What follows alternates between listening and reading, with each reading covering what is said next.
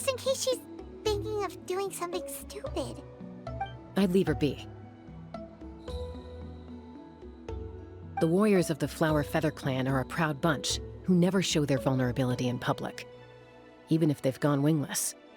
Oh, Chaska? Good to see you again, Traveler and Paimon. Before we carry on, let's get a little further away before Koyer notices us.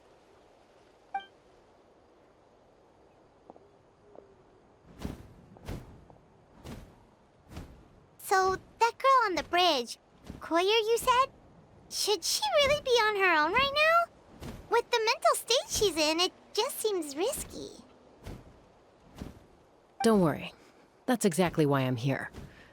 Elder Alpa sent me to keep an eye on her. If she does attempt the unthinkable, I'll swoop in and catch her. I doubt it'll come to that, though. She's a fighter. A warrior, in fact. One who aimed for the sky. However despondent she might feel now, I'm confident she'll get through it. Well, in the Flower Feather Clan, there's an elite flying squad made up of Kukasaur riders. But it's an extremely selective squad. To become a rider, you need to undergo a trial where you not only demonstrate mastery of the relevant skills, but also win the approval of the Kukasaurs. Very few candidates make it through the process. Koyer has spent years training for her most recent attempt, but unfortunately she didn't pass. So it's not hard to see why she's so upset. Sometimes, after multiple failed attempts to pass the flying test and win the Kukasaur's approval, people get so disheartened that they give up on their dream to soar the skies. They resolve to quit trying for good. We call those people the wingless. Do they get expelled from the tribe? What? No, of course not. They're still prized warriors. We have a saying, just as the Kukasaur treasures every feather on its body, so the tribe treasures each one of its children. This hits even harder in the wake of the war. All of our young warriors carry the future of our tribe on their shoulders. Besides, every Kukasaur falls from its nest before it learns to fly. It's practically a rite of passage. Likewise for the wingless, we always hold out hope that one day, when they're ready, they'll rekindle their dreams and keep trying. Until then, all we can do is quietly watch over them from a distance. Just like I'm doing now.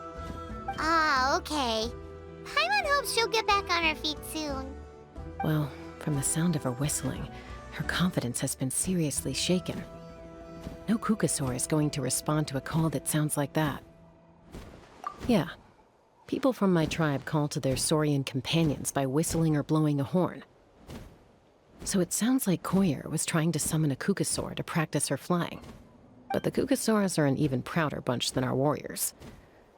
They would never respond to a lackluster whistle like that. First she failed the trial, and now she's struggling to even summon a Kukasaur. That's only going to hurt her confidence further. And getting trapped in that vicious circle is the kind of thing that'll make people go wingless. Surely there must be something we can do to help. That's very kind of you. Koyer's flying skills are up to par, but mentally she's stuck in a rut.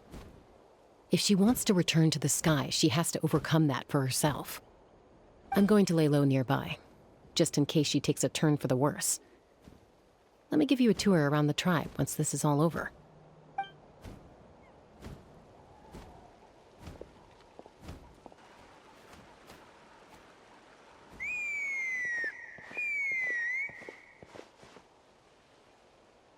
Koyer still isn't giving up.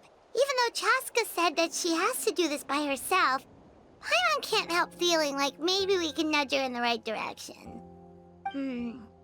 What if we could get a Kukasaur to fly up to her? That might give her the confidence boost she needs.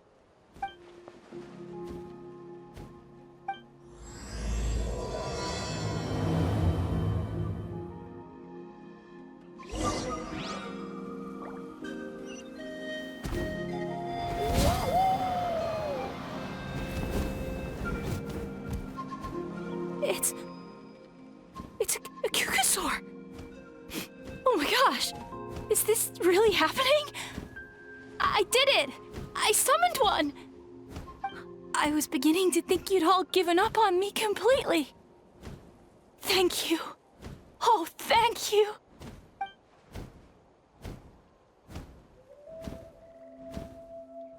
Excuse me? Would you mind if we did some flying practice together? Right now? I think I know where I went wrong in the test now. I need to maintain a higher speed on my turns. So, I just gotta practice my bell tail slides and split S maneuvers.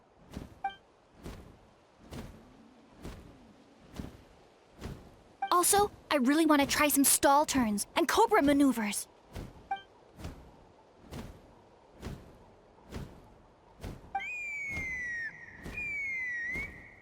Huh? That sounded like a whistle. Is someone else trying to summon a Kukasaur? Hey! Wait! Wait!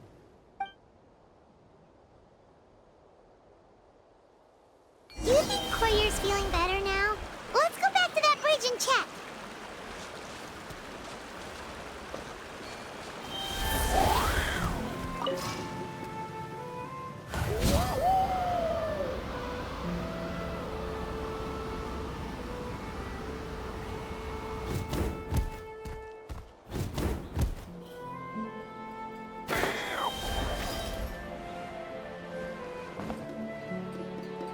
Chaska! I summoned a Kukasaur! They do still respond to me after all! Although, unfortunately, someone else summoned it away again before I had a chance to go for a flight. Oh, really? That is unfortunate. But if you can do it once, you can do it again. Keep at it, and you'll pass the trial eventually. You're right. You know, I almost thought about giving up, but I'm glad I didn't. Hey, Chaska, how's Koyer doing? Huh? Who are you? And how do you know my name? These are my, friends. The Traveler and Paimon. You came up in conversation the other day because I was telling them about up-and-coming warriors in our tribe. Oh, the Traveler, huh? So that's you. What do you mean up-and-coming? I'm closer to being wingless than I am to passing the trial. Anyway, we haven't met before, have we? You look so familiar somehow. Maybe you saw him in the stadium? Or anywhere, really. He's been all over Natlan lately, so it's not surprising that you've seen him around. If you say so. Koyer, Chaska.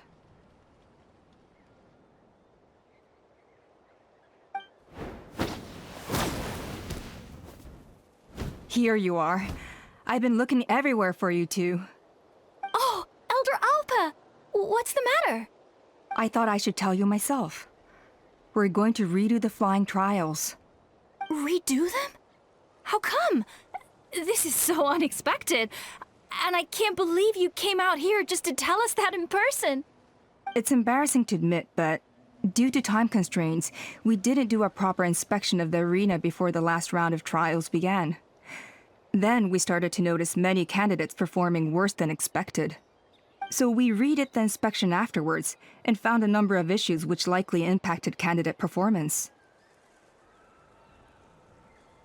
This was entirely our mistake, and I apologize unreservedly. I know it doesn't make up for it, but I thought bringing you this message in person was the least I could do. Oh, okay. Chaska, these people you're with, are they the Traveler and Paimon? Huh? You've heard of us? I have indeed. Gathering intel is an essential part of being a warrior. Plus, you've already made quite a name for yourself in Natlan. Actually, I've been meaning to invite you to enjoy our tribe's hospitality for some time. Hospitality? Oh, that includes food, right? Of course it does. If you let us host you, you'll be treated quite lavishly. Mighty warriors are highly revered in our tribe. Besides, we still owe you for your help during the war. Without you, we would have suffered far worse at the hands of the Abyss. So I like the chance to show you our gratitude on behalf of the whole tribe. Mighty warriors, plural? So Paimon counts too? Paimon's starting to like you a lot. That should go without saying. Your flying skills are the envy of our tribe. The Flower Feather clan seems like a really nice bunch of people. We definitely need to take her up on this offer. Well, I'd love to stay, but I'm afraid I still have to inform the other candidates about the retrials. With our younger generation's future on the line, there's no time to lose. Wait, Elder Alpa! Let me help! The sooner everyone gets the news, the better! Very well. In that case, Chaska, could I leave you to entertain our guests? Sure thing. Okay. Let's meet by the Obsidian Totem Pole later. Collier, let's get going. Okay.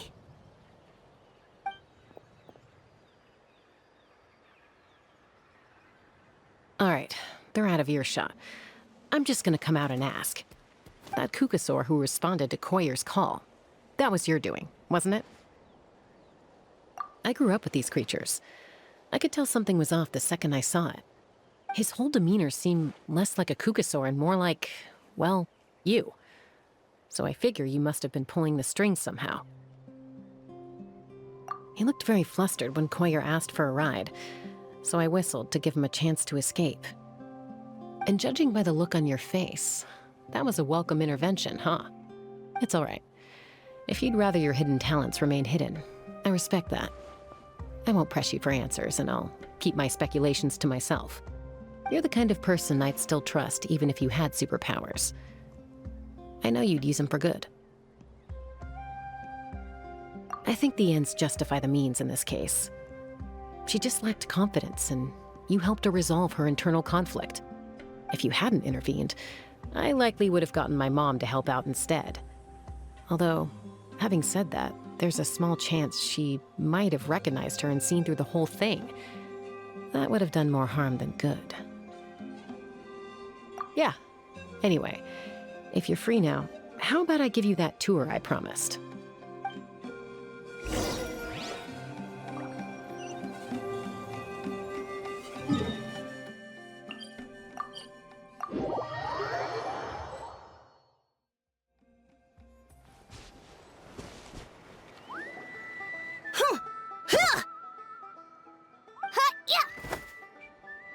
Ready?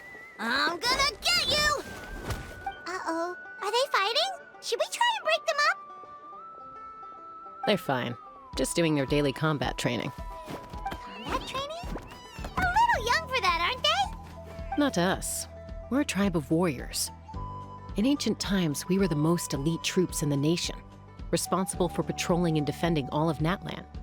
And even though times have changed, we've kept our martial spirit alive.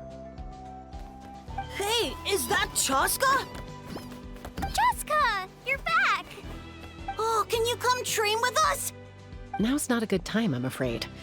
I'm showing the Traveler and Paimon around. Maybe next time. The Traveler and Paimon? Wait, you mean that legendary warrior and legendary flying expert? Legendary? Yep, that's us, all right. Awesome. It's so cool that you can fly without having to ride a Kukusaur. Even Chaska could only do that for short distances. Mr. Traveler, can you teach me some cool sword tricks? Oh, Mr. Traveler! My family shop makes the best volcano cake. You gotta try it! Let's behave ourselves, everyone. These people are here as our guests. They're going to meet Elder Alpa in a few minutes anyway. Kotini, instead of being jealous of other people's talents, why not work on developing your own? Kapak, there's no point in trying any cool sword tricks until you've mastered the basics. Have you done all your sword drills today? And Yatlan, easy does it, okay? Not every conversation has to turn into you plugging the family business. Okay.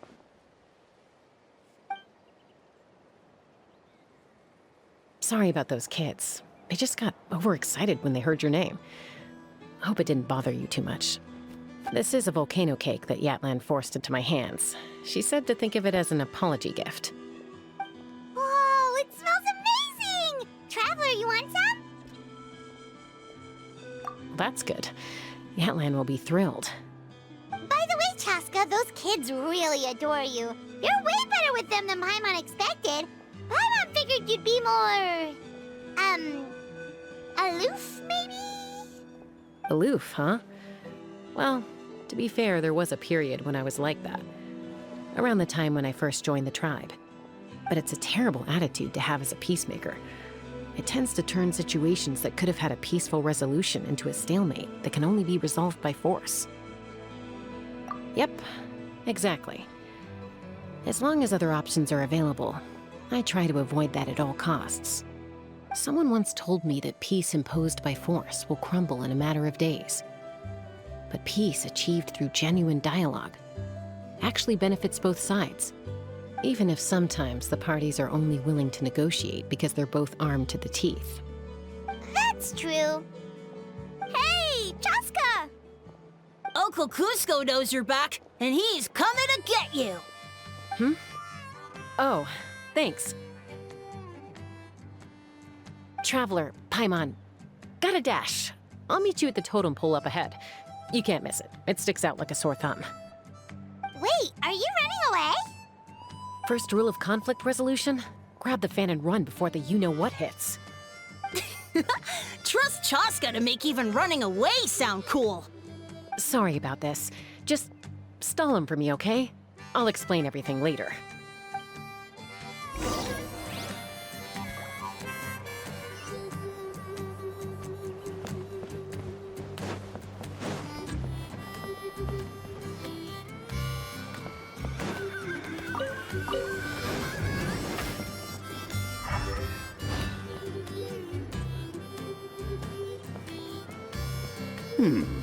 A golden-haired outlander and a white flying object. You must be the traveler in Paimon. I heard Chaska was with you, but I suppose she's run away again, has she? Sorry, who are you? Who am I? Only her father. She's supposed to go for a checkup every 3 months to see how her abyss condition is doing. We both agreed on it. But she's already missed 3 checkups this year. That's 3 out of 4. Yes. She got exposed to abyssal energy as a young child. Then her birth parents abandoned her. It's lucky those wild cuckoosaurs found her when they did, or she wouldn't have made it. They took her under their wing and raised her as one of their own. Eventually, some riders out on patrol spotted her and brought her back to the tribe. But she was practically feral at that point. The moment you took your eyes off her, she'd be getting herself into a fight, or she'd run away to be with the Saurians. She seemed to prefer them to her own kind. She might as well have been a Saurian in human form. That must be the aloof period she mentioned, right? We later discovered that her exposure to the abyss had planted seeds of conflict in her heart. So, we started trying to bring it under control. But ultimately, she's the only one who can control it. Anyway, she's much more human these days. Yeah, don't worry about her. She seems pretty stable to Paimon. She's probably only avoiding the checkups because she thinks it'll stop you guys from worrying about her. Yes, I'm well aware of that. She knows she needs to be careful. If her condition ever took a turn for the worse, she wouldn't be brushing it aside like this. It's just, every checkup she's been to, they find new cuts and bruises. Nothing to do with the abyss, of course. Oh no, that's all fine. The problem with her is, she's her own worst enemy. She's been living dangerously again, I'm sure of it. That's why she's avoiding the checkups. She wants to hide it from us. Yeah, Paimon can see her doing that. Oh. In the past, she always had Koichi to keep an eye on her. Now Koichi's gone, and I don't want to lose another daughter. Chaska's been increasingly reckless since Koichi passed. It's like she's trying to make up for it somehow. Next time you see her, please tell her to be careful for me. even if she doesn't want to hear it. If she doesn't want to do these checkups anymore, that's fine. I just want her to stop putting herself in harm's way.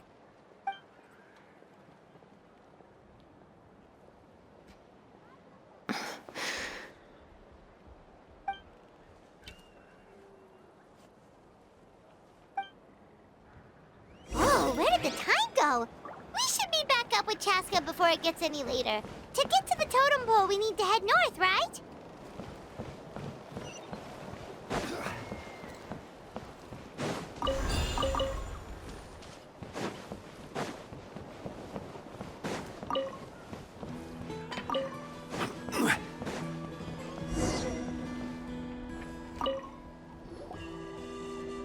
Hey, Chaska. Hey, Alba. It's all right. I bet my dad talked your heads off, huh? What did he say?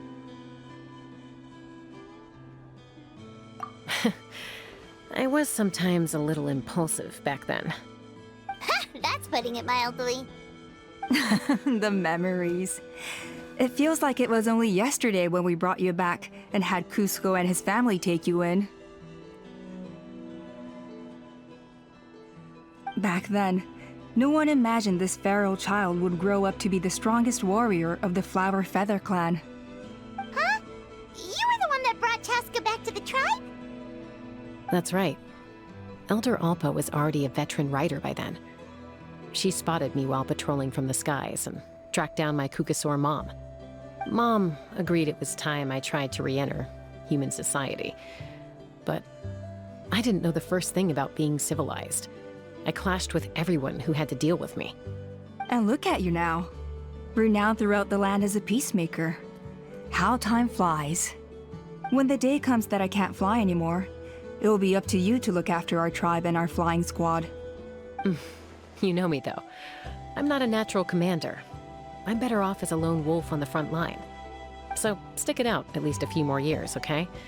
Give Koyer and the others time to come into their own. Oh, stop. Wait, so isn't the leader just the strongest warrior in the tribe? At least Paimon figured that's how your tribe would work. Strength is certainly a core tenet in the Flower Feather clan. But strength means far more than martial prowess alone. If it all came down to individual strength, I'd struggle to call myself a warrior, let alone a member of the flying squad.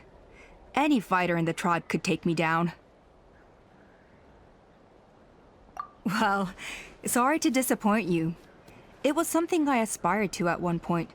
So much so that I went adventuring in the Cinder City, Ochkanatlan, to try and prove myself.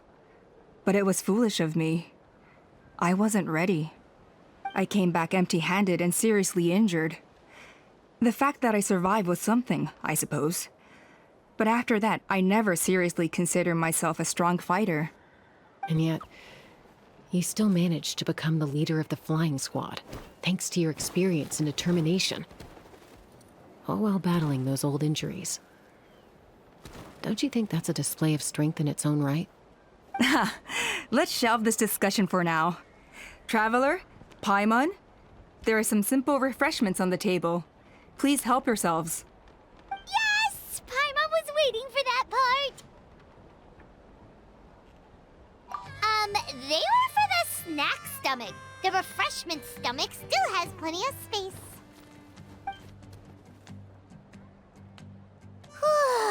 Paimon is so full.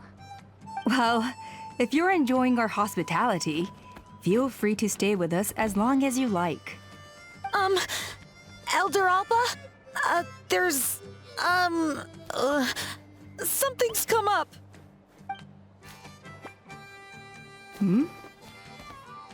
What happened? Is it serious? Shall I deal with it? It's... Some merchants showed up, not from our tribe. They said they're here to discuss some potential collaboration with us. Why now? This is terrible timing. There are a few winglets that we haven't managed to reach yet, and we still haven't inspected the retrial arena.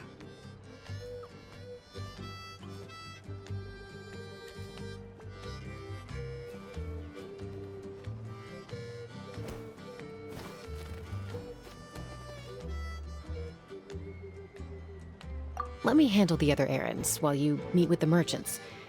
You shouldn't be trying to do everything at your age. You should help too. Seems only fair after all that food we ate. Huh. Well, much obliged. Cheska, the remaining wingless are all people you know. Let's see. Pishika now manages the floating target balloons. Waska's probably still addicted to Eyes on the Feathered Prize, and Junon spends her days up on the flying platform, staring at the Cinder City. I'll leave you to tell them the news.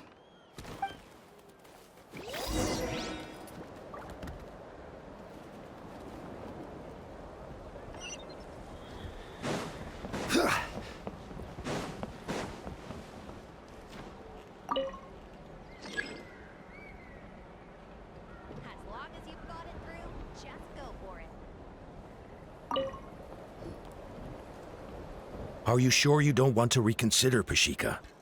I appreciate it, boss. But honestly, I'm pretty happy with my life nowadays. Pashika, they're redoing the flying trials. Huh? Mutoda? Ah, did Alpa send you? I was just telling Pashika the news, actually. The way things are with the tribe these days? I mean, you don't need me to tell you. This here is no future for a seasoned warrior like you. Ah, come on, boss. Do you have any idea how long it's been? I've been wingless for years now. I'm not cut out for that anymore. Of course, I'll do my part if we ever need to defend the tribe. But there's really no point in me trying out for the flying squad now. I've already made my peace with it. Not everyone has what it takes to return to the sky after going wingless. Elder Alpa's perseverance is something else. And it's okay if I'm not destined for greatness. I might not have the Kukasaur's approval, but with my hot air balloons, I can still reach the skies. Handling these balloons every day, seeing how the customers react, the looks on their faces, that's enough for me. Finding something you love doing can be just as hard as passing the flying trial. It's worth holding on to. Fair enough. It's your choice. I won't force you. Oh, by the way, you should try taking a balloon ride if you've got the time. Once you've been up there for yourself, you'll see why I love it so much. No problem. If you ever want to give it a try, you know where to find me.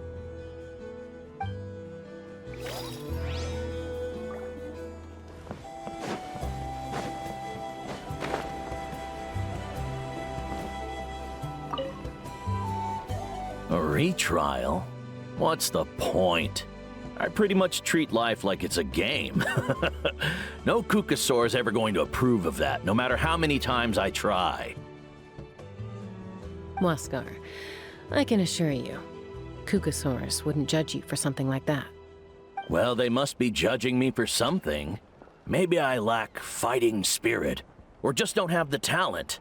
Not everyone's a natural like you.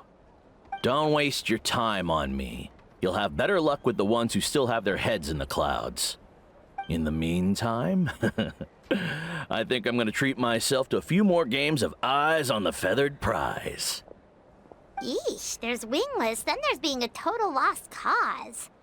You used to be a fierce warrior, actually. But fighting spirit alone won't win you the Kukasaur's approval. Are all Kukasaurs so strict? The ones in floating target balloons and Eyes on the Feathered Prize seem pretty chilled out. It's one thing to hang out and have fun, but quite another to take to the skies with a human life on your back. Giving a ride to someone who's unqualified endangers not only the rider, but also the Kukasaur themselves. If the rider makes a mistake, they both suffer the consequences. So we have a mutual understanding with the Kukasaurs. If someone isn't up to standard, we have to reject them. Even if it means breaking their hearts.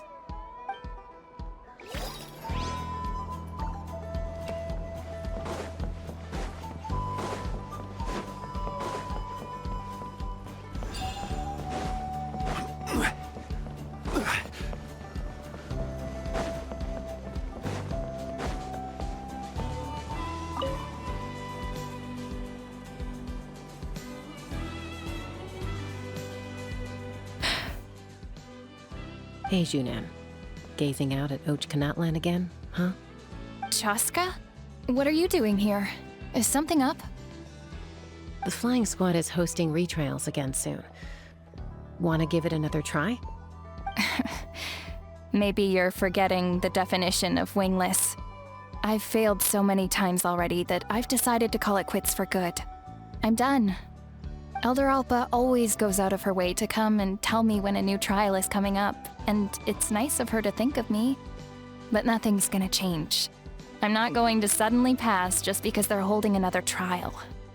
They're making some big changes to the arena this time, so the flying experience should be smoother than before. Koyer's gonna try again. No, forget it. If I was genuinely good enough to make the squad, the location shouldn't affect my chances.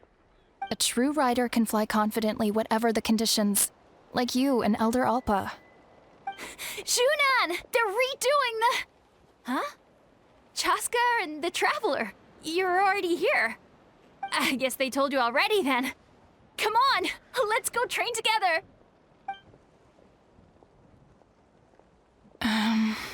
I'm gonna sit this one out.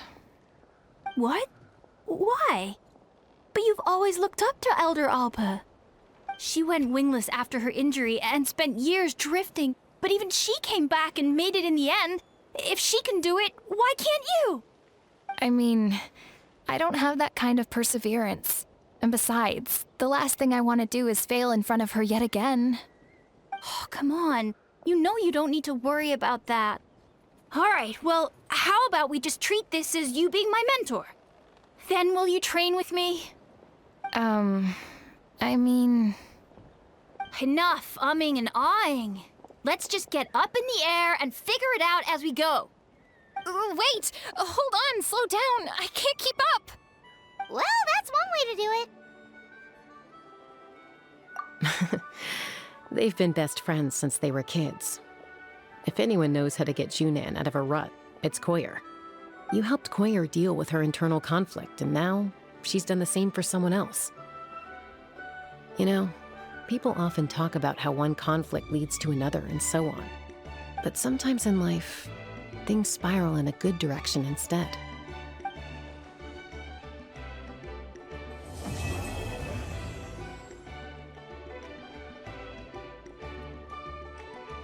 We've notified all the wingless on the list now, right? Where'd you next? The trial arena. It's not far from the tribe.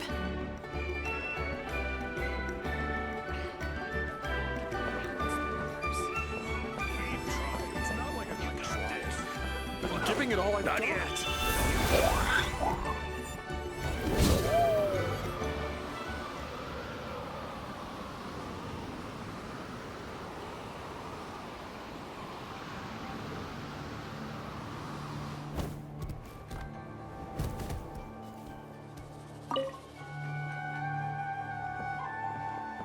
Oh, hey there, Chaska.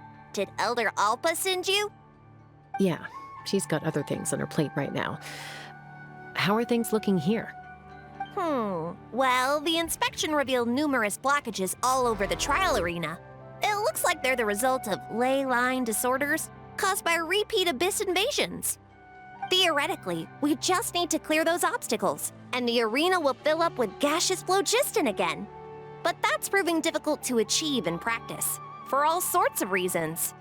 Why don't you head on down and check things out for yourself? Feel free to ask the staff for more details.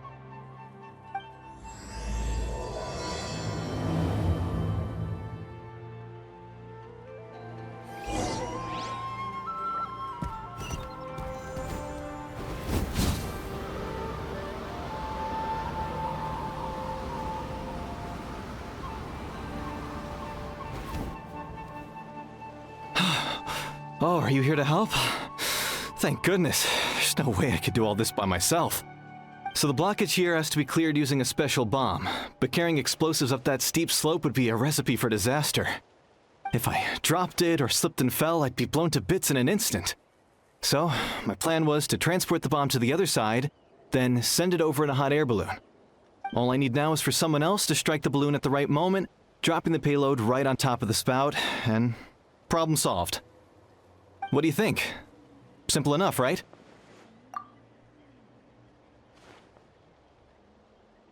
Huh? Oh, that one. No, I've got no idea who that belongs to. Or how they got it up so high. I just wish I could fly up there and check out what kind of tech they're using. Ah, well. Getting the trial arena back in order is more important. I'll head over and set up now. Let me know when you're ready.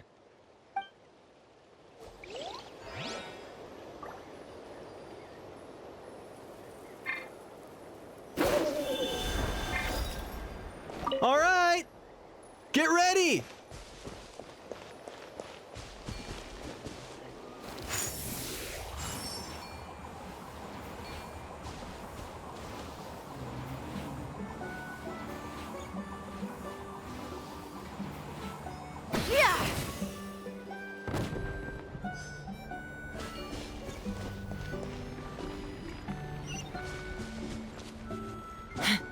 Let's fly.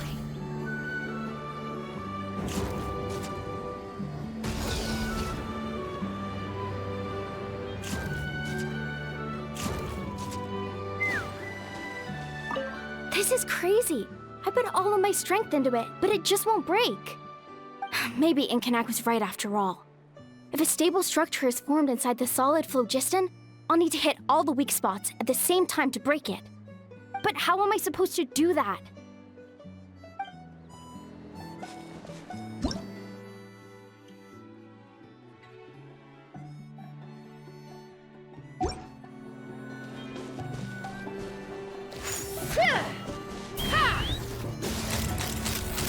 Open fire! Locked on!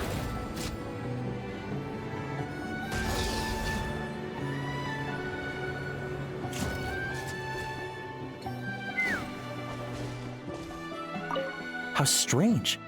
Why is there so much solid phlogiston here? Well, could be from the Children of Echoes. Maybe it got swept up here due to the ley line disturbances? And I did see those strange markings on the cliff. I can't think of a way to resolve this. Short of going all the way to the Children of Echoes to borrow it to Petlisaur.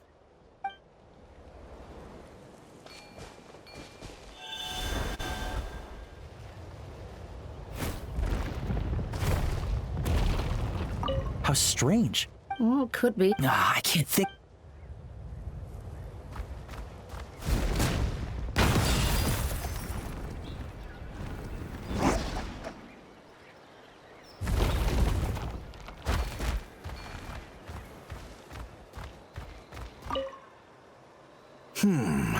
I think it should be possible to clear this spot with just a few hard hits. But there are signs of strange life in here. Meddling with it might be dangerous.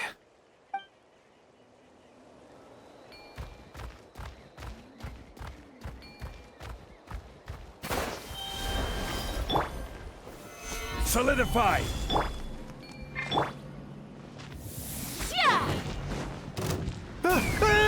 Monsters!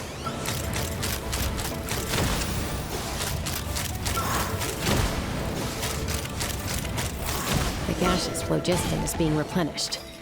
Looks like all the spouts have been unblocked. Let's head back up.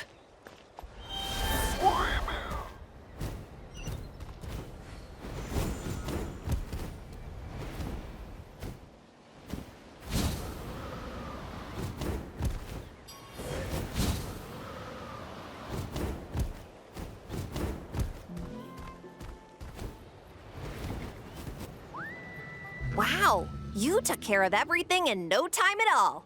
Incredible work. Now we just have to wait until the gaseous phlogiston is fully replenished. Then we can kick off the retrials. Actually, Inkanak, I'd like to do a test flight first, just to make sure we're not missing anything. Could you arrange that for me? Huh? But you only just finished getting the arena ready. There could still be other hazards we're unaware of. All the more reason to have me test it out. Think of it as another inspection. I guess you're right. With your flying skills, you won't be in any serious danger, even if there are hazards we overlooked. The conditions in this area seem a little unstable, but a test flight is the only way to catch any lingering issues. All right, I'll get things set up for you. Just let me know when you're ready.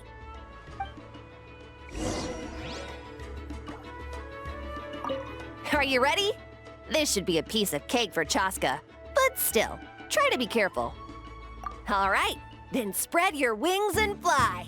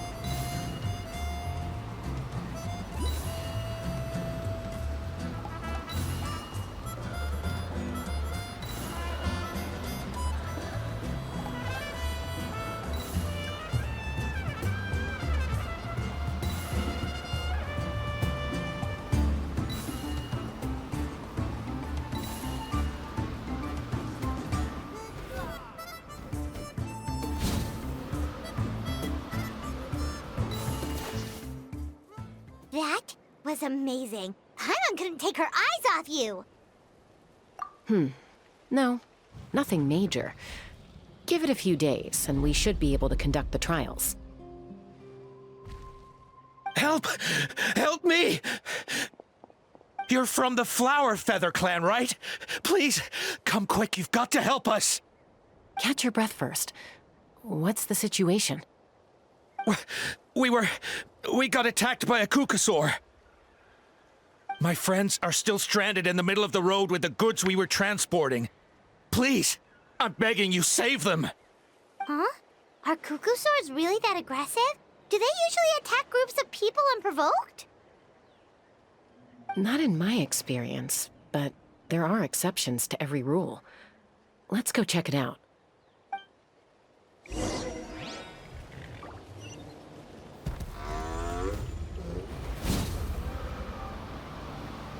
Ouch! I've never seen such an aggressive Kukusaur.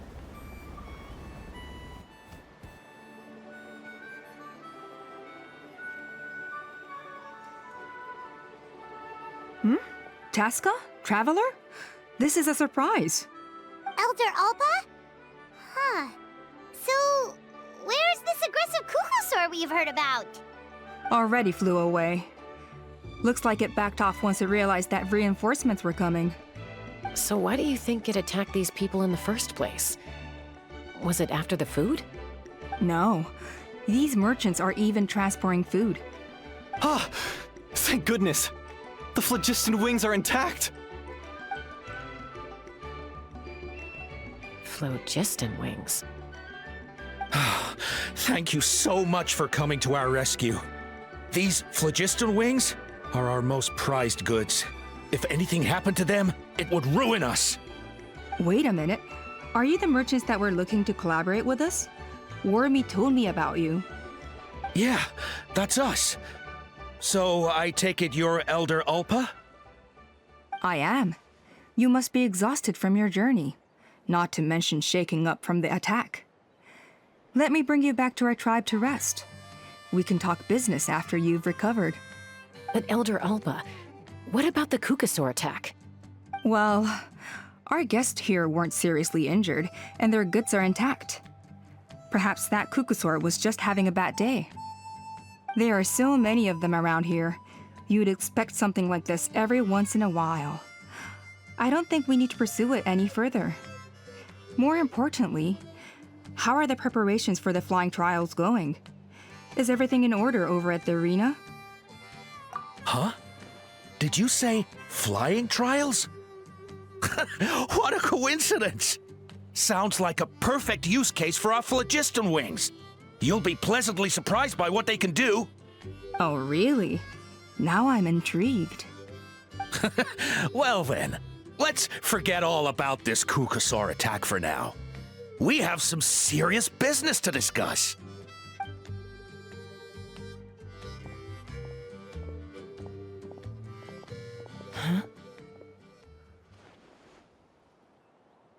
So that's it? That all went smoother than expected. Well, guess we'd better get going. Huh? Chaska?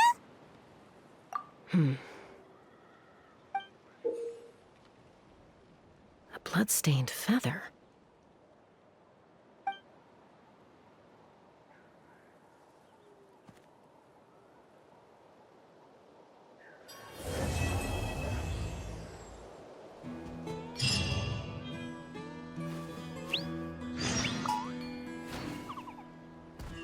The Flower Feather Clan should be about ready to hold the new flying trials by now. Let's go check it out!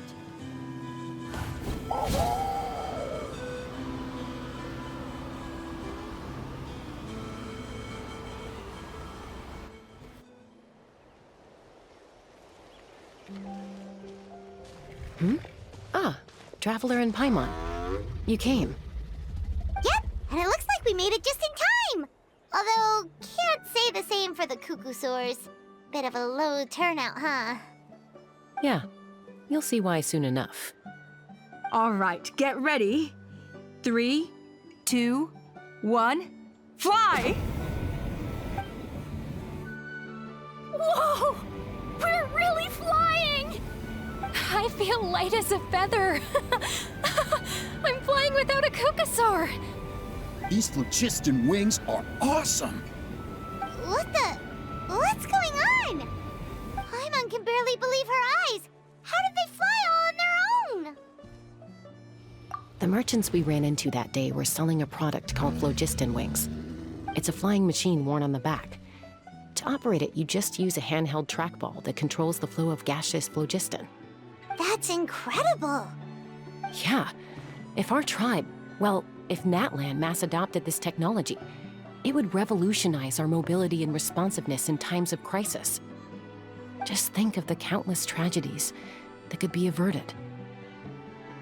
I feel like I'm dreaming. Did I really just fly on my own without the help of a Kukasaur? You'd better believe it! Plus, you just passed a flying trial! Right, Elder Alba? Elder Alpa?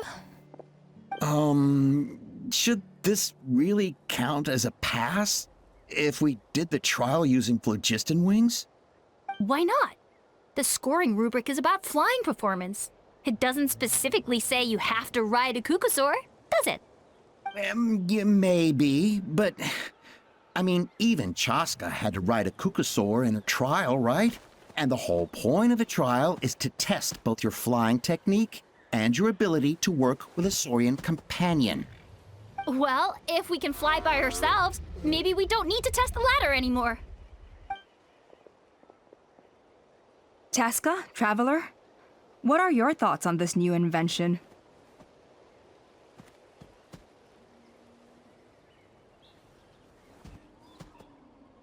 Right? That's what I think too. I agree that they have strategic value, but I don't think it makes any sense to evaluate candidates by the current testing standards if they're using phlogiston wings. Why? Shunan finally mustered the courage to go through with this, and now you're saying it doesn't count?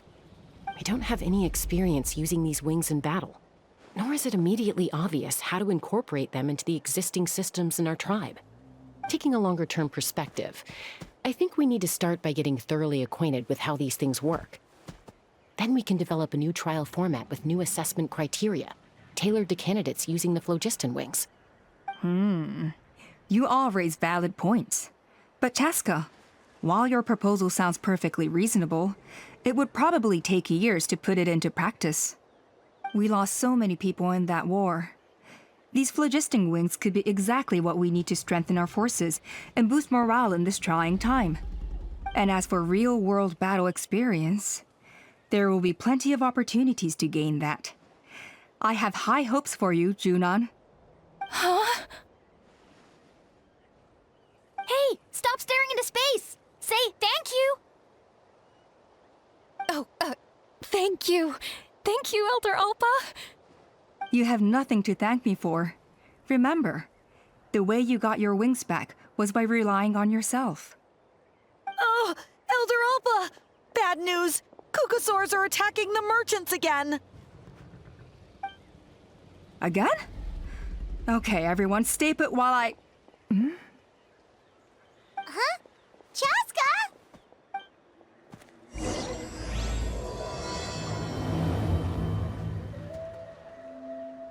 Why did Chaska rush off like that? And then Elder Alpa and the others too? Anyway, let's go see what this is all about.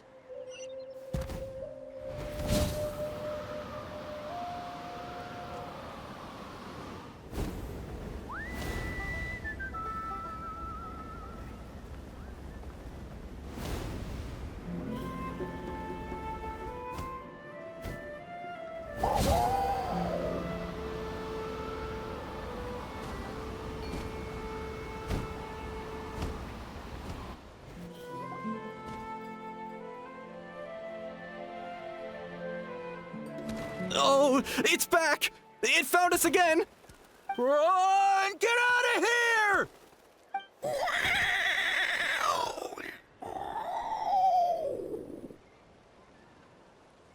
Curses! She's really riled up this time. Hey! Stop running! We'll never outrun a creature with wings! Get back here and let's fight!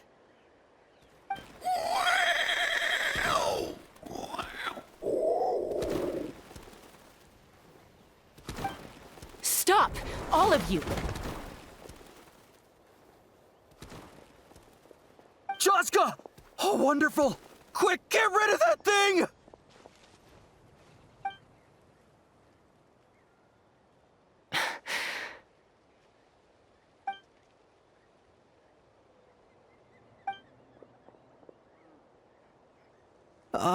What's going on?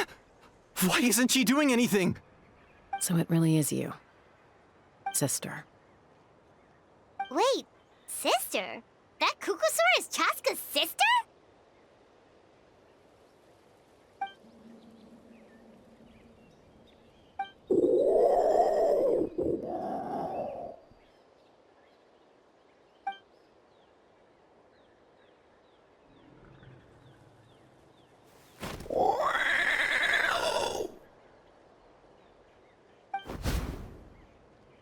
Koya, wait!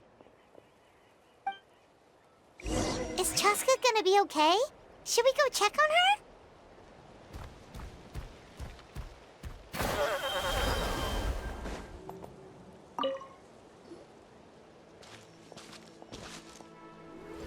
Chaska, are you okay? I'm fine. Sorry for making you worry. No point. She's an expert at hiding her tracks. Once she's shaken you off, you'll never catch up to her. At least, I always used to lose to her at hide-and-seek when we were kids. Well, yeah. You know I was raised by Kukasaurs. Anyway, she and I grew up in the nest together. Her name's Koya, and she's my big sister. We played together all the time, chasing each other through treetops or mountaintops. It felt like it would go on that way forever. Until the day I was sent back to live with the humans. Not all Kukasaurs are friendly towards people. Koya, for instance, she's fine with me because we grew up around each other, but she's not fond of other humans. When Mom decided to send me away, Koya strongly protested, and after I left, she became more and more reluctant to interact with humans. Maybe she thinks that humans stole you away from her. It's a possibility, but in any case, we still stayed best friends at first. I had a hard time adjusting to life in the tribe. So whenever something went wrong, I'd run off into the wild and vent to Koya.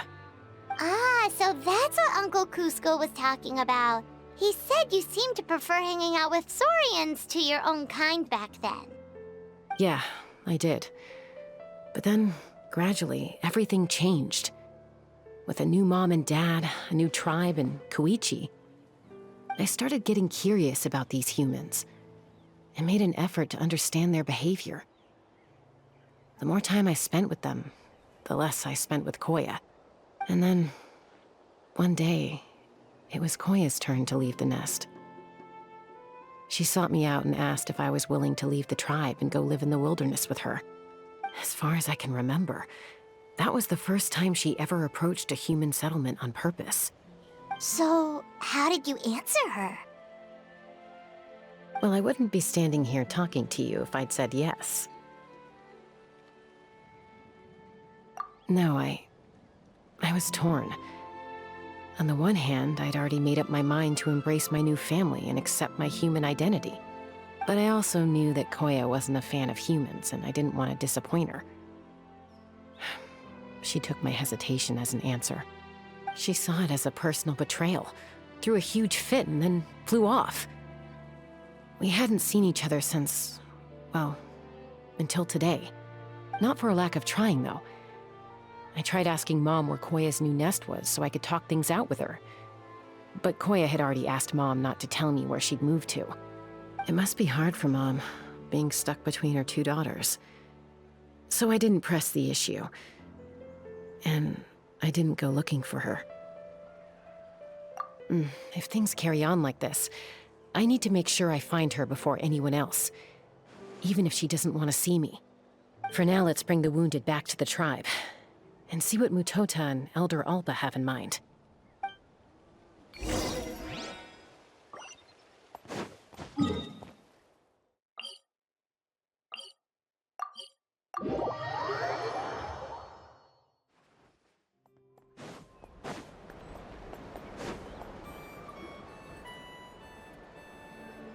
So, I hear there's been another Kukasaur attack. Ha! I knew it! They're wild animals, and they can't be trusted. Hey, show a little respect. The Kukasaurs are our partners. Maybe in the flying squad, but they don't give a hoot about the rest of us. Well, now that we have the phlogiston wings, do we even need the Kukasaurs anymore? Are you kidding? How are we supposed to protect our tribe without them? I didn't mean it like that. Huh? Protect our tribe? Or are you just scared that your precious flying squad will lose its prestigious position? You take that back! Things are changing so quickly. Tasca, there's a conflict emerging there. Aren't you going to nip it in the bud? The whole tribe's talking about this now. Breaking up a single fight won't solve anything. The real source of conflict here is the phlogiston wings, and what happened with Koya. On any other day, people would just brush this attack aside. After all, clashes between wild Kukasaurs and humans are no more common than those between people. But now that the phlogiston wings have entered the equation, it's sparked a debate over whether our tribe needs the Kukasaurs at all. I worry that we risk repeating the mistakes of the Cinder City.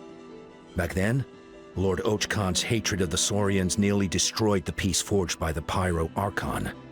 Chaska, to prevent things from deteriorating further, I'd like to task you with restoring peace to the tribe. I will. Traveler, you've already done so much for Natlan, and the Flower Feather clan has no right to ask more of you. But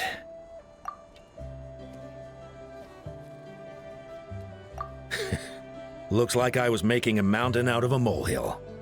And don't forget about Paimon. Just leave this to us. This whole situation has unfolded so quickly that it's put us on a back foot. To tell the truth, it makes me a little suspicious. You think someone might have orchestrated all this? It's possible. Leave it with me. I'll look into it.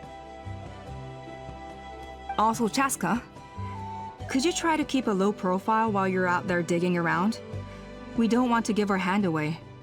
I'll do my best. Okay, so where should we start? This all began with Koya's attacks. If we can find out what led her to do it, that should give us something to work with. Unlikely. Given how she reacted when I showed up, I don't think she's forgiven me. If you want to resolve a conflict through dialogue, sometimes you need a third-party facilitator. Let's go see my mom.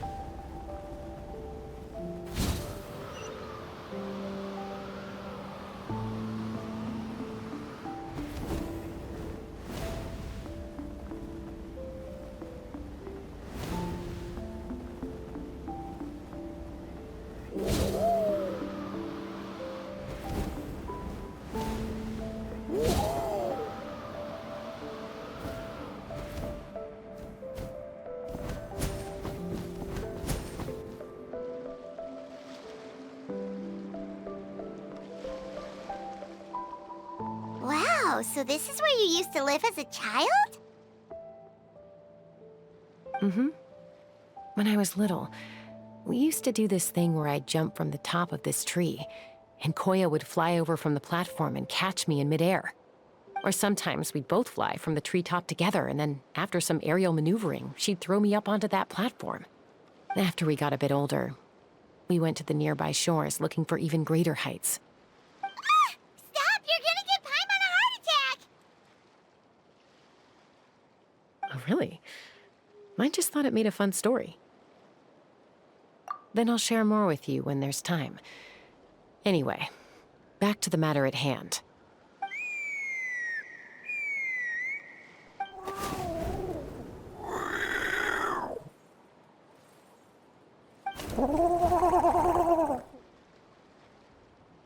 Hey, Mama Bird. I'm back. My last visit was only a week ago, wasn't it? See? I visit you more than I visit Papa Cusco. I brought a couple of friends with me. These are the Traveler and Paimon. Traveler, Paimon, this is my mom. Her name is Chimpu. In the human tongue, anyway.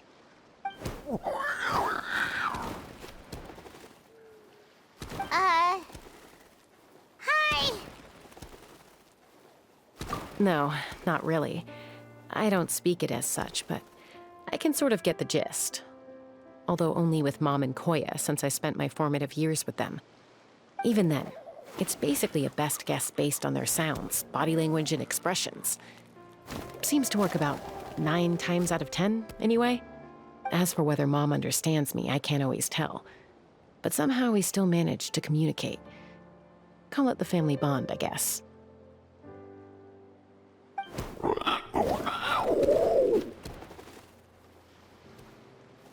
Don't worry.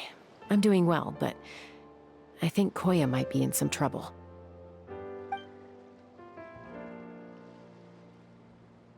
I know she's never been a fan of humans, but she's never deliberately attacked them before either. What's behind this sudden change? Does, Auntie Chimpu know anything? Doesn't look like it. Koya hasn't visited her in a long time. Then, could you please tell me where she's living nowadays? I really need to talk to her. If this animosity between her and the tribe continues, then the next time there's an incident, I don't know if I'll make it there in time.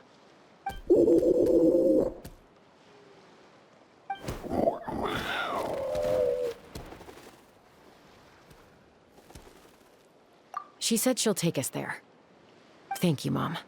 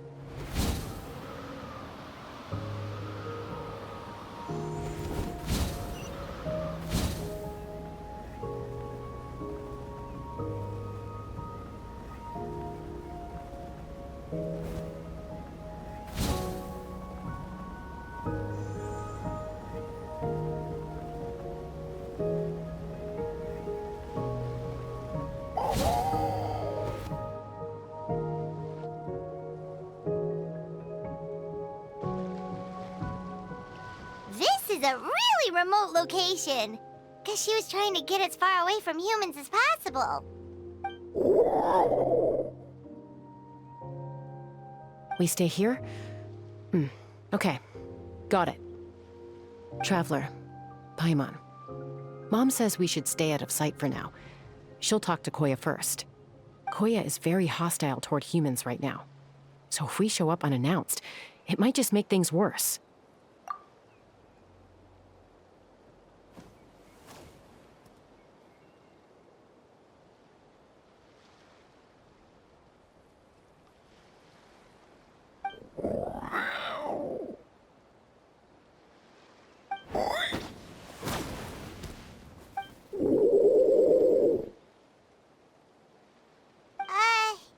Any idea what they're saying?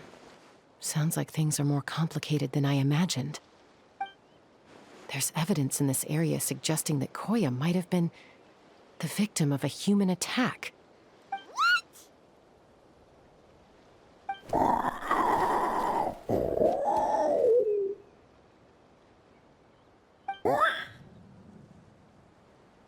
No! It's Chime, Koya's child. The attackers kidnapped her. They came over the sea, under the cover of night, and they took Chime. What the heck? Who would do such a thing? I searched day and night, and finally found them.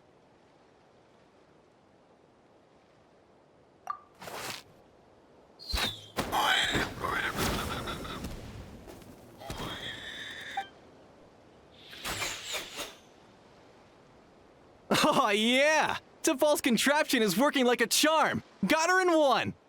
Hey, there's another one! Wait, is that the one that got away last time? Who cares? Just get them all. T'Pol pays us per catch.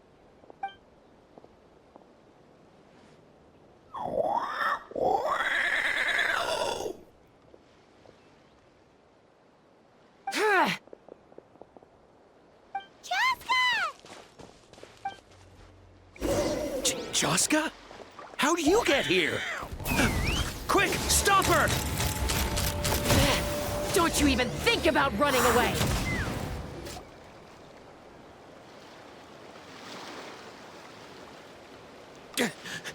Don't come any closer, or I'll... Go, Phlogiston Wings! Take me out of here! Uh-oh, looks like it malfunctioned. This is bad.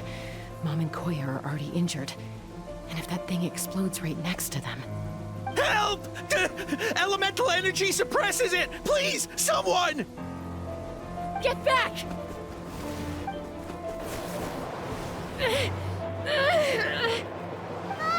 It's still going, and it's getting worse. Guess we need a more permanent solution. All right then.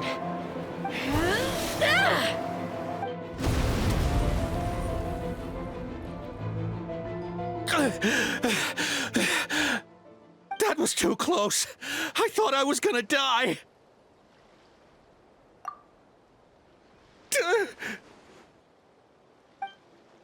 Answer us honestly. Were you the ones who attacked Koya before?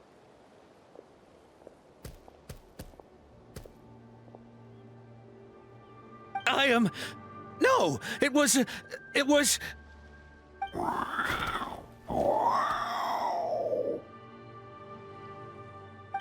Well, she says it was you.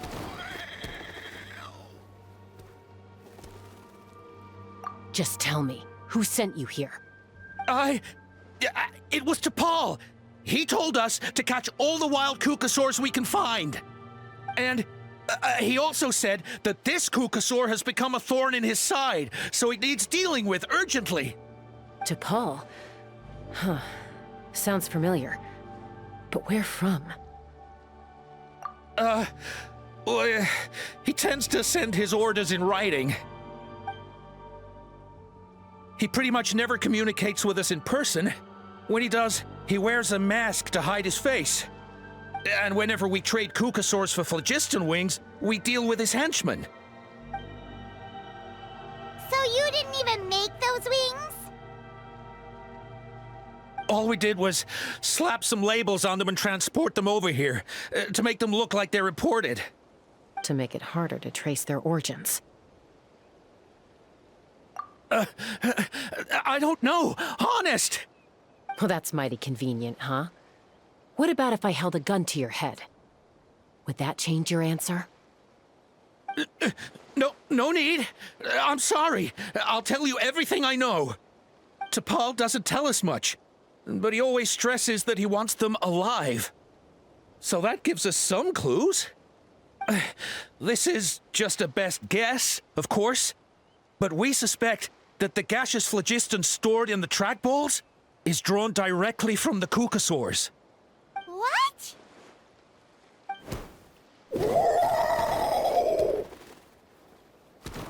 Easy now. You're still injured. Hey, keep talking. Yes, ma'am. So, the gaseous phlogiston has to be highly refined in order to power the phlogiston wings.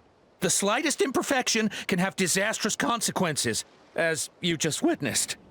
But the Kukasaurs have a natural ability to process gaseous phlogiston. So, if you use them as an intermediary, then...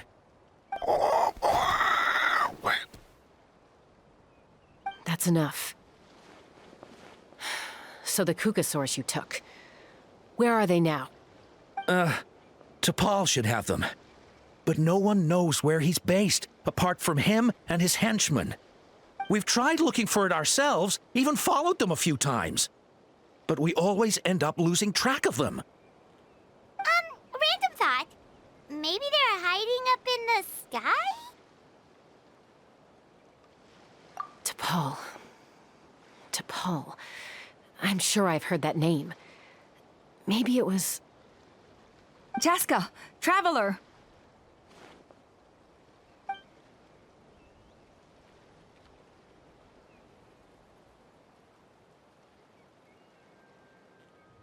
That voice! It's Alpha!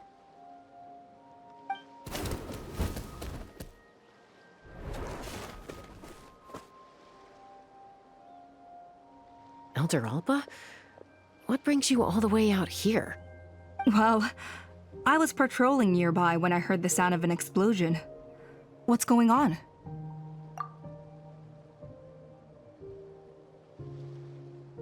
I don't believe it. Elder Alba, does the name T'Pol ring a bell to you? I feel like I've seen it written down before. Maybe in a list of candidates for the flying trials? Huh? So he's a member of your tribe then? No. If he was a member of the Flower Feather Clan, I'd definitely know him. Now that you mention it, I do remember a young man from outside our tribe who came to participate in our flying trials once. You were away on a mission at the time, which is probably why you don't remember him. He was a craftsman from the Children of Echoes, but he'd always dreamed of soaring the skies, so he wanted to join our flying squad. The Children of Echoes? That's rare. But despite his best efforts, he unfortunately failed to pass the trial and gain the Kukasaur's approval. In the end, he went wingless and returned dejected to the Children of Echoes. Wingless, huh? Maybe he invented the phlogiston wings to get revenge on the Kukasaurs. Perhaps. Or maybe it's simply his way of dealing with his regrets over his past flying endeavors. Either way, it doesn't excuse his abuse of the Kukasaurs. I'm gonna take these guys back and expose the truth to the tribe. It's time for this conflict to end. Easy, Chaska. Remember what I said about keeping a low profile? The ringleader still hasn't shown himself, and this man's allegation about powering the phlogiston wings with Kukasaurs is only speculation. Bringing these men to the tribe now won't win over any current supporters of the phlogiston wings. In fact, it may even escalate the conflict further. After all, many are mistrustful of the Kukasaurs after recent events. Is that why T'Pol waited until now to try to capture my sister? I don't know. I mean, he did tell us to spread negative rumors about the Kukasaurs and slip some mora to anyone opposed to them, but... But Koya only attacked humans because they Nevertheless, we will be hard-pressed to change people's minds while emotions are running high. Unless we have irrefutable evidence. Bravo! My thoughts exactly. In the meantime, leave these men with me. I'll escort them back to the tribe. I'll take the other members of their crew into custody too. They won't get another chance to stir up trouble. Fair enough. I guess finding T'Pol is gonna be the key to resolving this conflict. Let's hope the Children of Echoes have some info on him.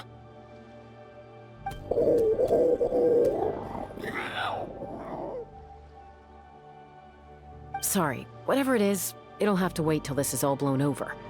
I have to fix this situation before it spirals out of control.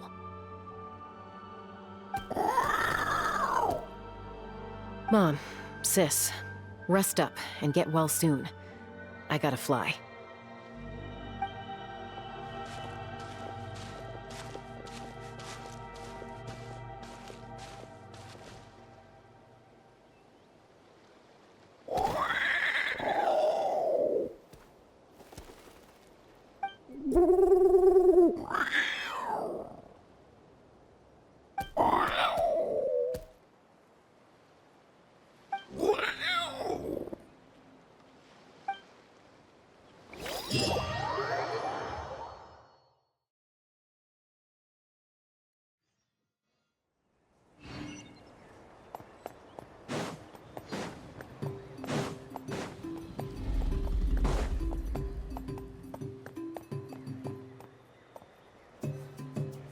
So Alpa says that T'Pol's from the Children of Echoes. But how do we track him down? Just ask around until we find him? Let's start by talking to someone we know. It'll be faster that way. At this time and place, I'll bet the easiest person to find is... Wakey, wakey, Shilonen! Oh, it's you. Okay, give me a second. I'll come down.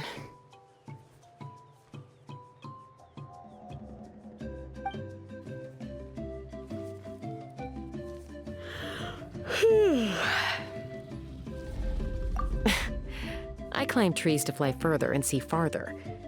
I don't usually stop for a nap.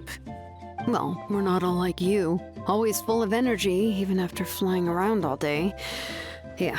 So, you've come all this way and interrupted my precious nap time. Might I inquire as to, why? I'm sorry, Shilonen, but it couldn't wait. Does the name T'Pol mean anything to you? He's a craftsman, apparently. Huh. T'Pol. Yeah, that rings a bell. I think that's Puma's child.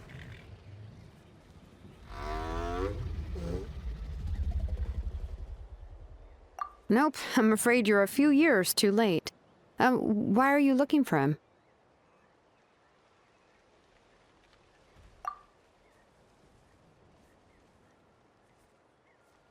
Huh, phlogiston wings. Wow, okay. The kid actually pulled it off. Well, looks like, no more rest for me today. Pulled it off? You mean he's tried making something like this before? Yeah, he started trying to build a flying machine right after he got back from the Flower Feather clan. So right after he went wingless, then. Was this flying machine anything like the gun you made me? You mean your gun that's harder to tame than the proudest Kukasaur? No, he wanted to build something that allows anyone to fly freely, even if they're not naturally gifted. But he never got very far back then, though. Blew up his workshop a few times and barely made it out alive. I never really kept up with him after that. His parents traveled a lot in their youth and only returned to the tribe after he was born. But they settled in a remote area and don't interact with other people much. Which means most people in the tribe don't know them very well. Your best bet is to chat to his direct family. I'll, go get Puma. Wait for me in front of the workshop. I won't be long.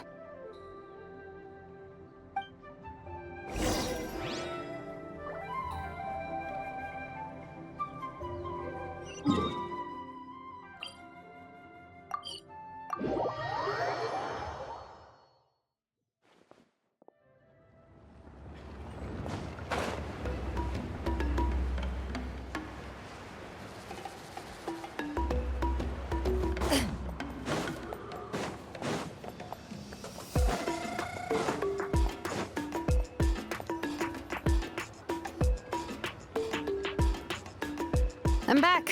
Allow me to introduce T'Pol's mother, Puma. Hello, Oh, save the pleasantries.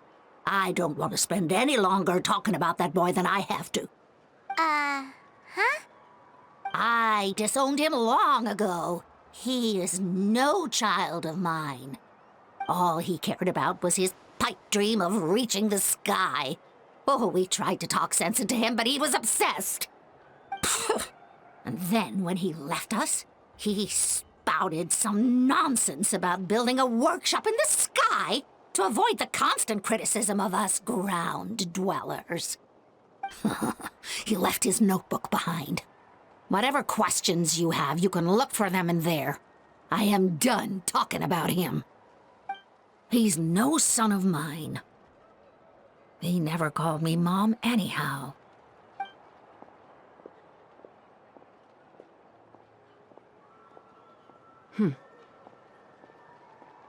Wow, they've really fallen out. Paimon sure wasn't expecting that. Her husband, T'Pol's father, he passed away recently, and T'Pol didn't even bother to show his face at the funeral. If you ask me, that was probably the final straw for Puma. I'll go keep her company. If there's anything else you need, just come and find me. Thank you. Okay, so this notebook is the only lead we've got now, right? What's in there?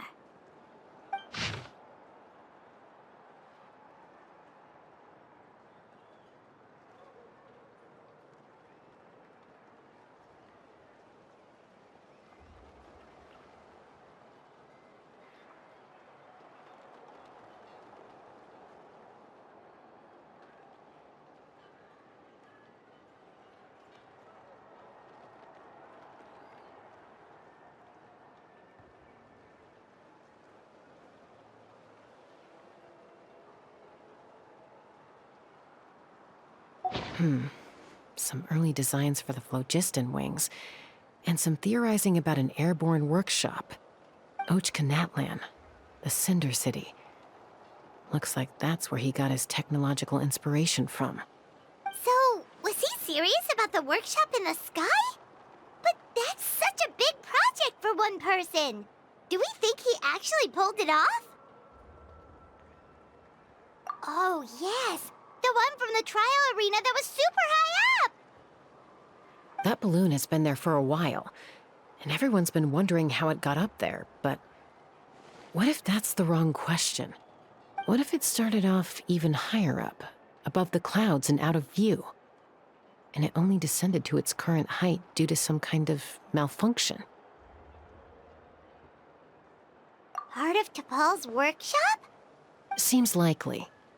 If T'Pol's base had been hiding above the clouds this whole time, that would definitely explain why Isidore couldn't find it. I totally called it! But how do we get up there? Chaska, can you even fly that high? By myself? Possibly. But with a passenger, no chance. I doubt even phlogiston wings could take you up that high. At least, not without that relic T'Pol mentioned in his notebook. Yeah, and he's probably holding on to it. We'll have to find another way. Nope. That's way beyond Paimon's altitude. Also, would you really expect Paimon to go up there and take on T'Pol all by herself? Let's not worry. Just because we can't think of a solution doesn't mean no one else can. I'm not the only flying expert in my tribe, you know. Oh, good point. We should go ask Elder Alpa. And Mutoda. He was quite the flying ace back in the day, too. Let's head back and see what they suggest.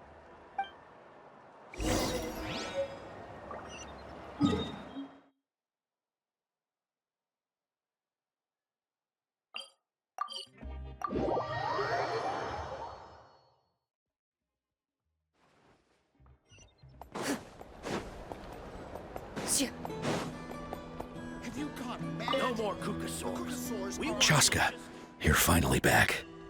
Things are getting really tense in the tribe. Have you made any headway with your investigation? Some people even think we arrested the merchants just to support the flying squad and crack down on the phlogiston wings. We found some promising leads, but there's a major obstacle standing between us and the irrefutable evidence we need. A relic from the Cinder City? So Ochkon's still managing to sow discord, even after all these years. An airborne workshop and a hot air balloon above the trial arena. And that's where you're trying to get to now? Neither phlogiston wings nor a Kukusaur can take you that high up. Do you really think that's where T'Pol is hiding? You know what? There might just be a way. Really? Do you still remember those spouts in the arena? When they were all blocked, the gaseous phlogiston was trapped and unable to flow. But now, it's flowing freely. If we were to block them up again... You mean all of them except the one at the very top of the arena? To build up the pressure there? Precisely. With all the gaseous phlogiston flowing through one spout, it would create a high-pressure wind current. And then we just ride it up into the sky! Yes, it has its risks, but with Chaska's abilities, I think she could manage it. It's an extremely risky approach, but I agree that it's feasible. If you want to give it a try, check with Inkanak at the trial grounds. She can explain how to block the spouts. Chaska, if anyone has a hope of seizing this evidence from the high heavens, it is you.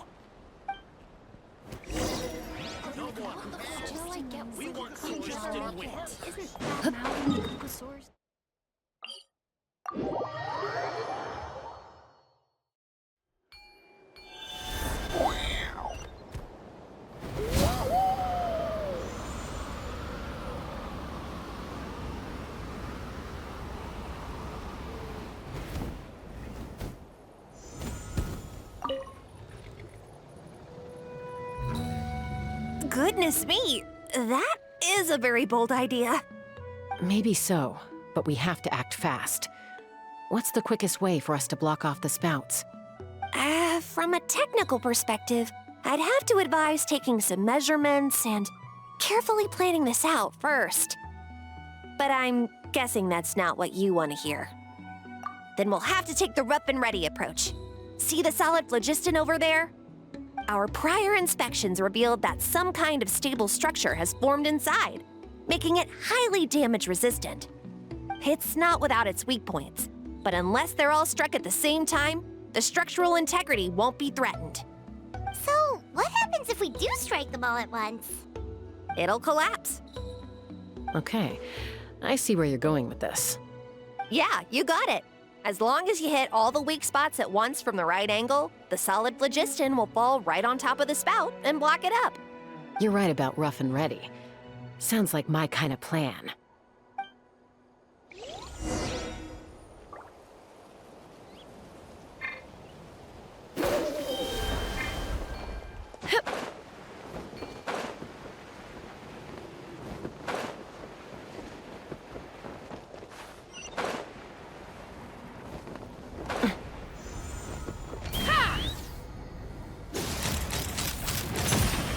Giddy up!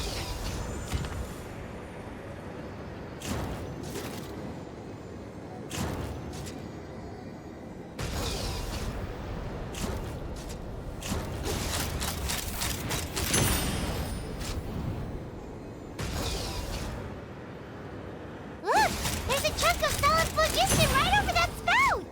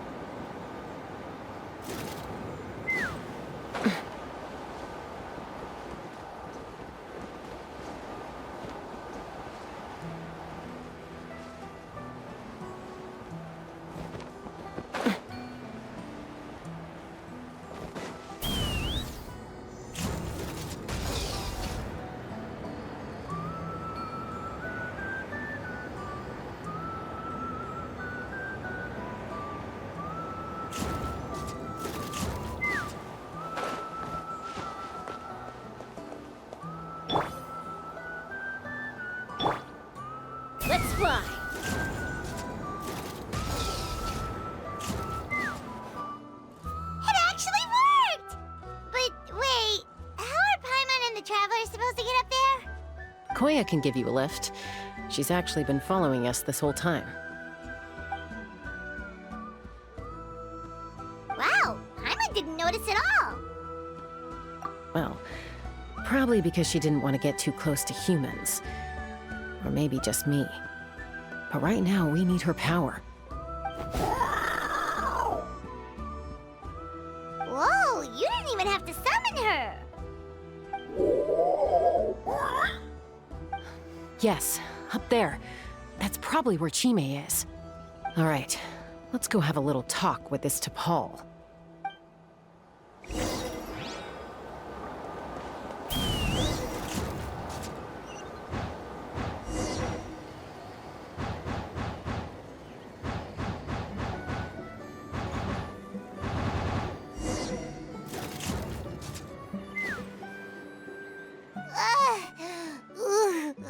Haven't ever flown that fast before. She feels so ready to throw up. Aha. Just as I thought. It might look like a regular hot air balloon from the outside, but up close, it's clearly been heavily remodeled. And sure enough, it only descended below the cloud line because the custom-built machinery malfunctioned. I should be able to figure it out with T'Pol's notebook. Thankfully, I know a little DIY from fixing up my guns when they're having issues. That should just about do it. Now all it needs is a nice hard kick. Maybe that works on your guns, but, huh? We're really moving!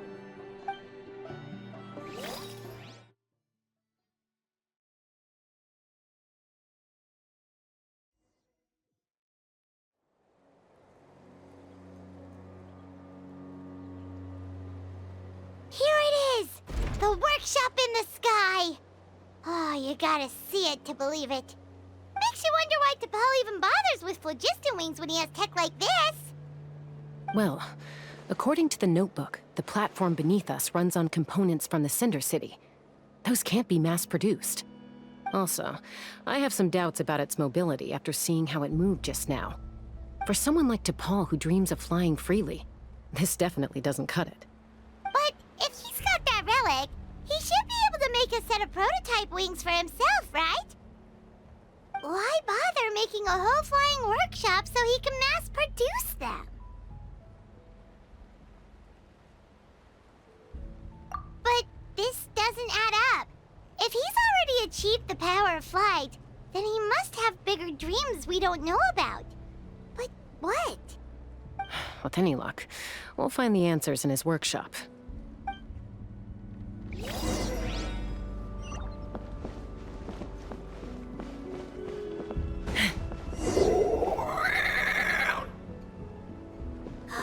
Cuckoosaurs! Seems like the merchants were right. T'Pol's using them for his own ends. I'll bet that mechanism on top of the cage opens the door.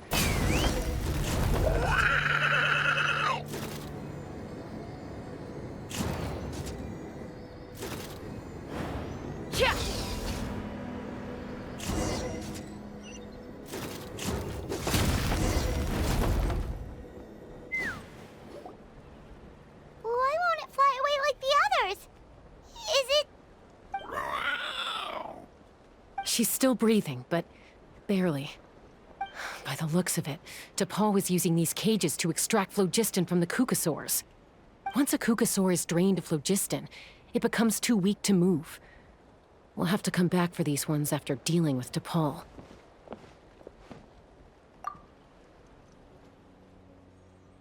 Let me see. Looks like a record of his phlogiston research. Log number 330. With the support of... I was finally able to launch the airborne workshop. Even though it relies on the relic for 80% of its power supply, I've at least taken the first step. Log number 348. Research on the relic is progressing well. I should be able to replicate the technology and scale up production very soon. Has proposed a name for this groundbreaking invention: the phlogiston wings. I think I'm getting close. Soon I will achieve my dreams. Log number 377. Encountered some issues with the new smaller model phlogiston wings. The gaseous phlogiston showed some volatility during the refinement process. Thinks we should proceed at a more cautious pace with the refinement experiments. But after so many past failures, I have to prove that I will succeed this time. Log number 114. Ran an experiment using cucosaurs to refine gaseous phlogiston. It was a success. Log number 117. I've started recruiting merchants and hunters to capture wild cucosaurs. Log number 121. Major breakthrough in the efficiency of phlogiston yield. Huh? So many parts have been crossed out! Yeah, probably the contact he alluded to in his other notebook. Guess he has a benefactor. Did anyone else notice how the numbering system in this notebook suddenly changed halfway through? We haven't got time for textual analysis, I'm afraid. Grab the notebook and let's press on.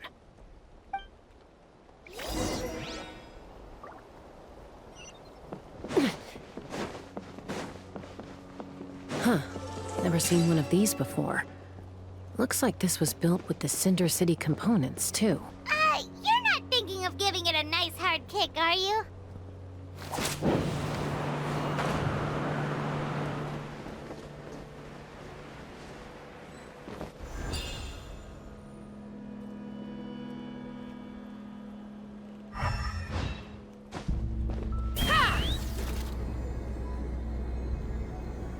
Whoa! What's that mechanism doing? It's asking for a nice hard kick where it hurts. Aim for the weak spot.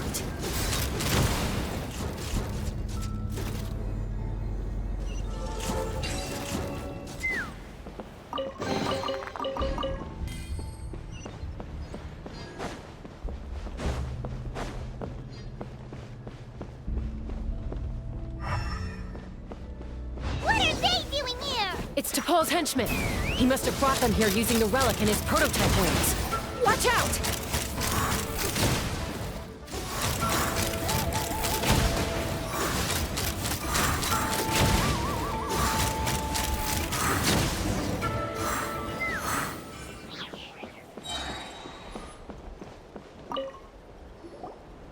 Hey, look here! More of T'Pol's notes!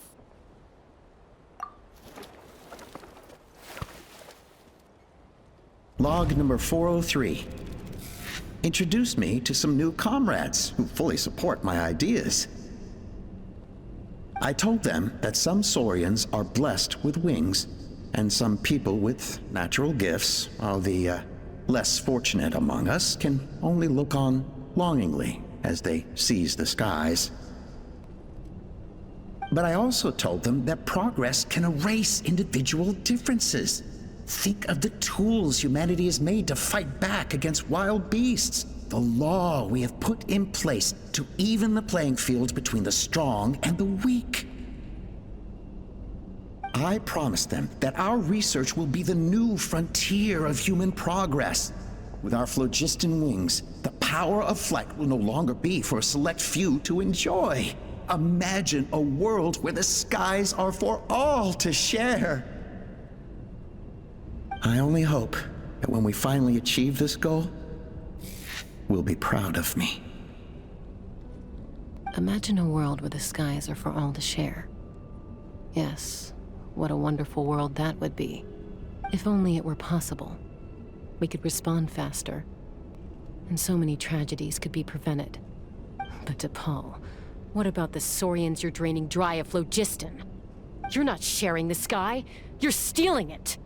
Bad move. I won't let you get away with it.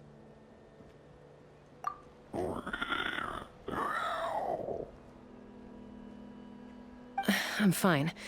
Let's keep moving. I don't think we'll find anything else here.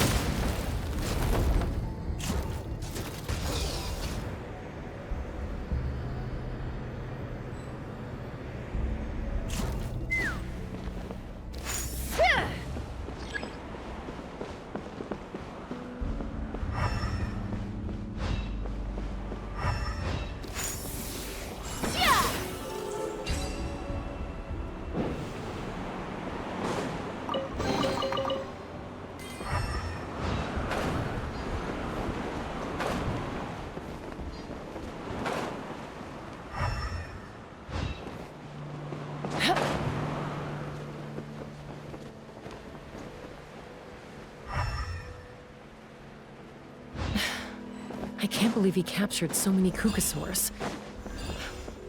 But right now, we have to focus on solving this problem at the source.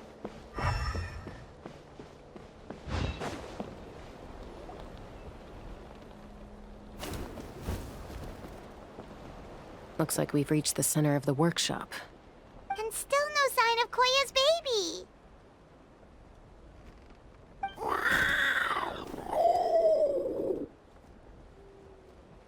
Let's search this area for now. If we still can't find Chime, we'll double back.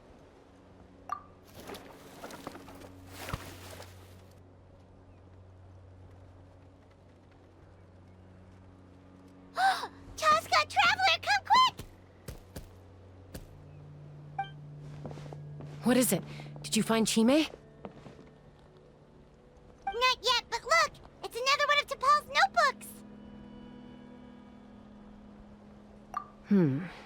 All right.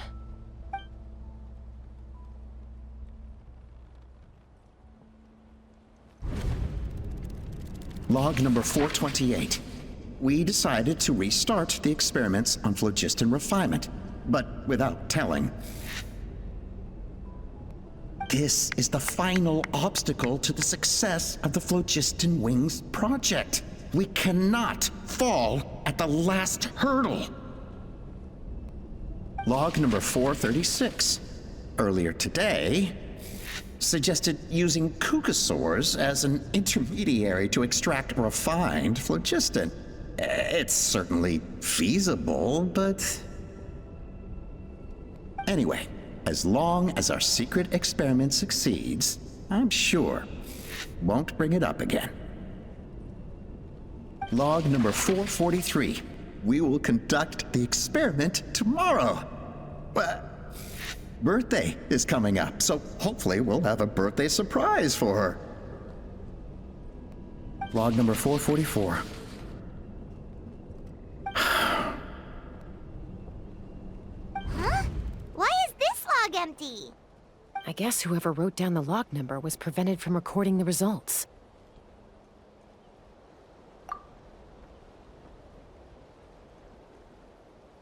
Log number 0. We lost many comrades in the accident. Among them are friends, lovers, and children. But we cannot stop now. We will keep their legacy alive and carry their dreams forward. As of today, we are scrapping the artificial refinement method. Instead, we will focus all our efforts on phlogiston extraction from live Kukasaurs. They are arrogant beasts whose existence in the wild serves no one but themselves. Their true worth lies in their sacrifice for the sake of human progress. To facilitate our operations, we will gradually move the airborne workshop closer to the Flower Feather clan, even as we continue to expand it. All this we do to create a world where the skies are for all of humanity to share. All this we do to make T'Pol's dream a reality.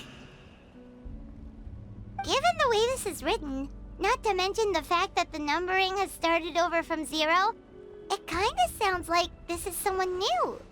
Does that mean that T'Pol's already... There's also a letter tucked in the end of the notebook. It's from Puma.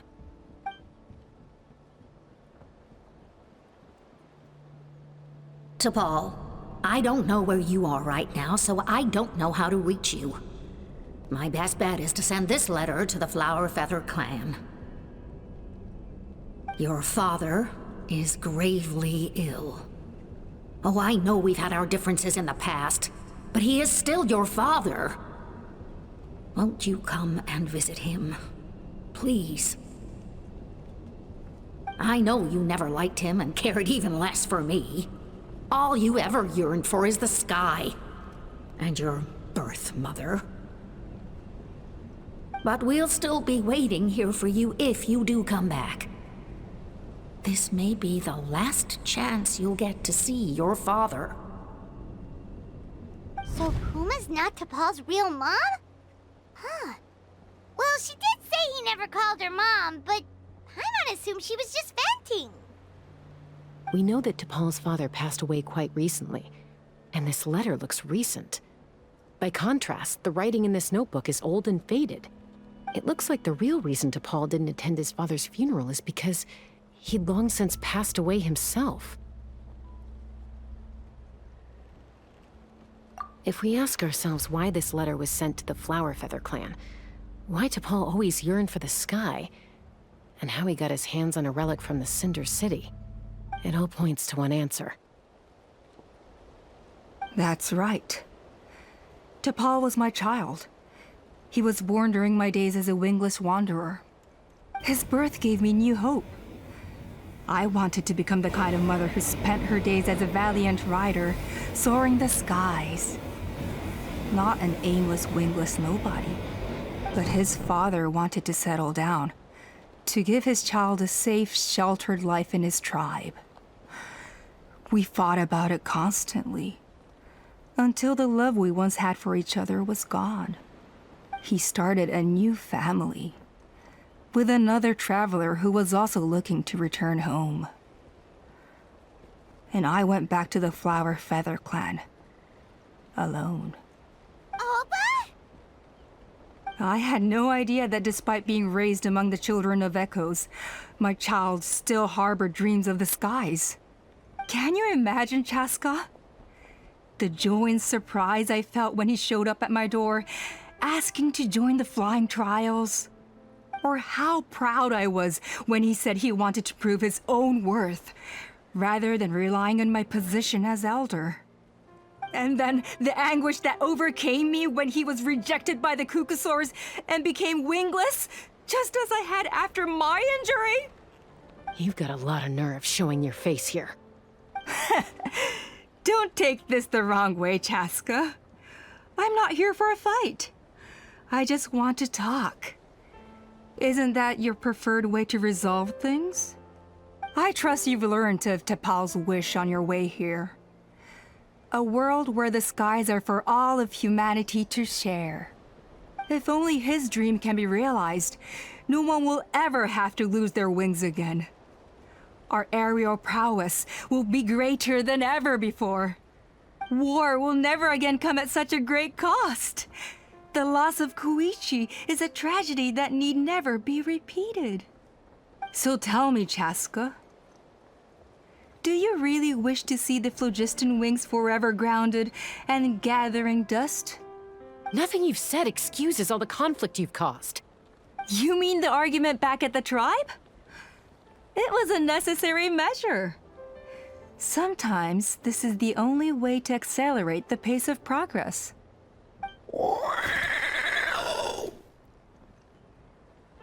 Is a mother harming her children when she coaxes them into swallowing a bitter pill? Of course not.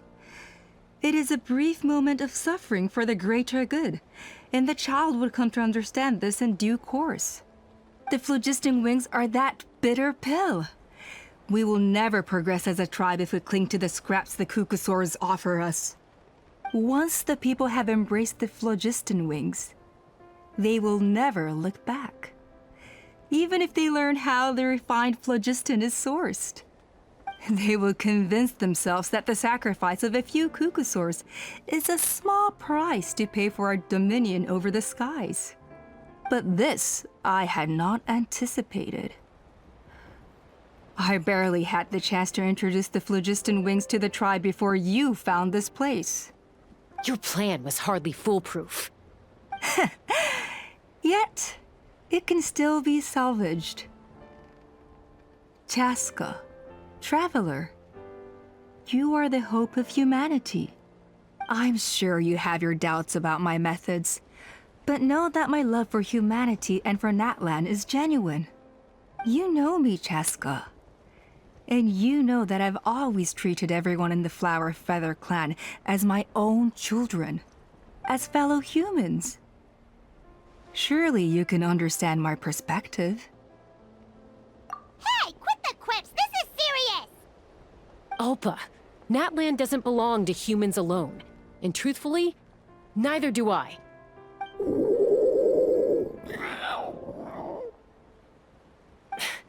How many times has the Abyss invaded Natlan now?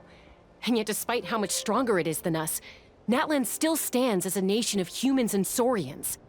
Peace imposed by force will crumble in a matter of days, because social bonds are what hold a civilization together. Weren't you the one that taught me that? And yet you would break the bond we share with our Saurian companions to take more power for ourselves? That's as stupid as hacking your own arm off to use it as a club. They are wild beasts, driven purely by instinct. How could they possibly understand human social bonds? How did someone like her ever become a writer?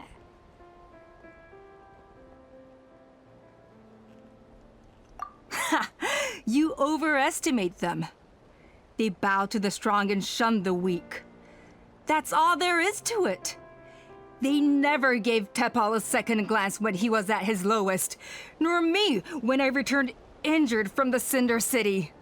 It's all about survival of the fittest for them. Plain and simple. They obeyed me once I proved myself stronger than them, but the moment it serves them better, they'll abandon me in a heartbeat. You're wrong, Alpa. They only reject the wingless because they don't want to fly anyone to their death. Chaska, I will promise you this. Only the unruliest wild cucosaurs will be used for phlogiston extraction. The ones who have nothing else to offer to humanity. Well, that's too bad. Because I know a few unruly wild cucosaurs who don't think that idea is gonna fly. Namely my mom, my sister, and me. And the others? To us, they're friends, family, even children. So if you want to put any of them in one of your cages, you're gonna have to go through us. Is that right? I knew you might be difficult to convince. Maybe this will change your mind.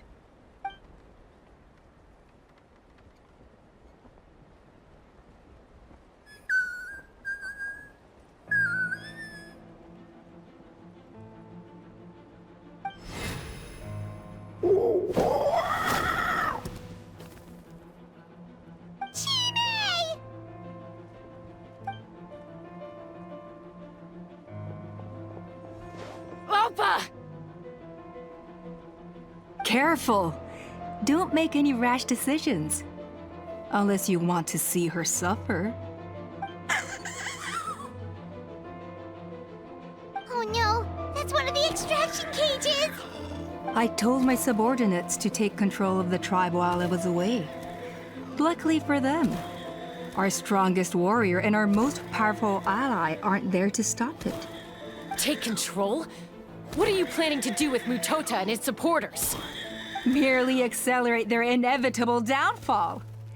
They cannot stand in the way of progress forever.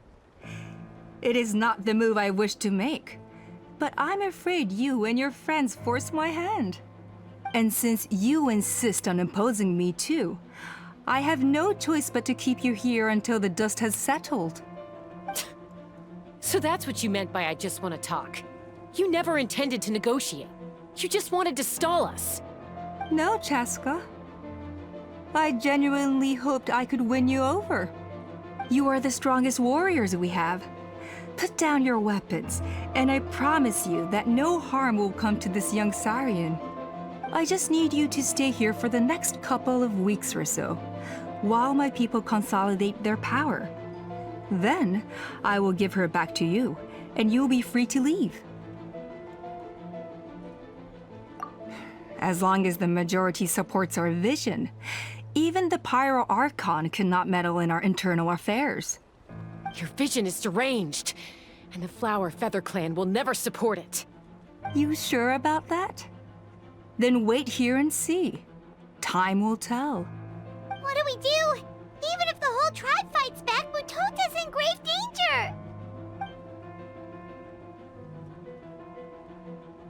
Stop delaying the inevitable!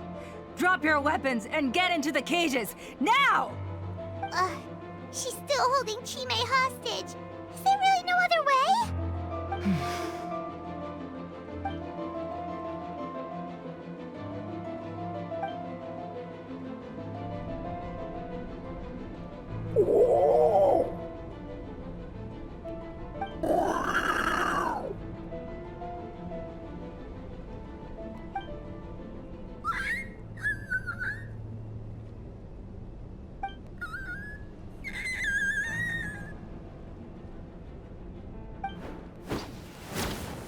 Koya? Huh? What are you yapping about? Stand down. Drop your weapons, now! This instant! Ah! Ah! No! The relic!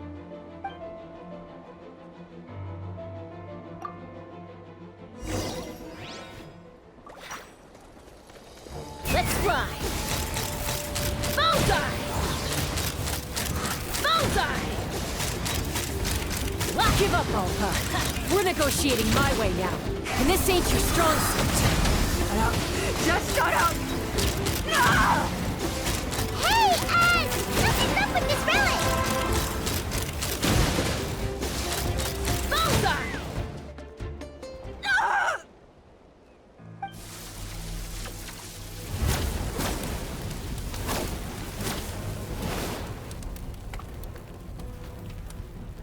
No! What is she doing? She'll bring us all down with her! But why? We stabilized the relic! Maybe it got damaged in the fight. If we don't think of something fast, this whole workshop is gonna fall apart. No. They're directly beneath us. My beloved tribe!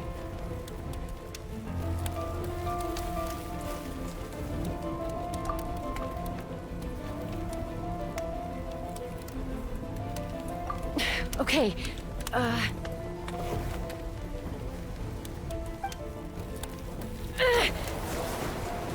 It's too powerful. This ain't a toy like last time. I don't think I can just throw it aside.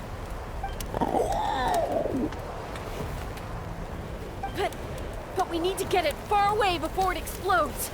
Then the tribe will be safe, and so will this workshop. Koya, remember when we were kids? Come on, let's take this thing high up into the sky.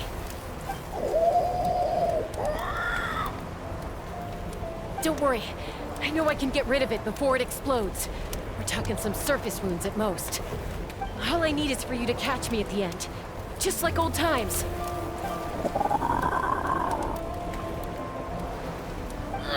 I can't hold it back anymore. We have to go. Don't be insane! Alpa! What are you... You're a fool, Chaska!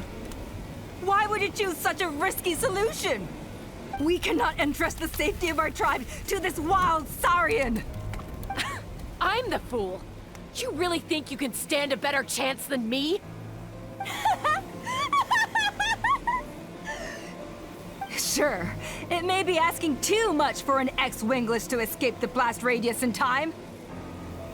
But I can fly it a safe distance away, even if it's the last thing I do.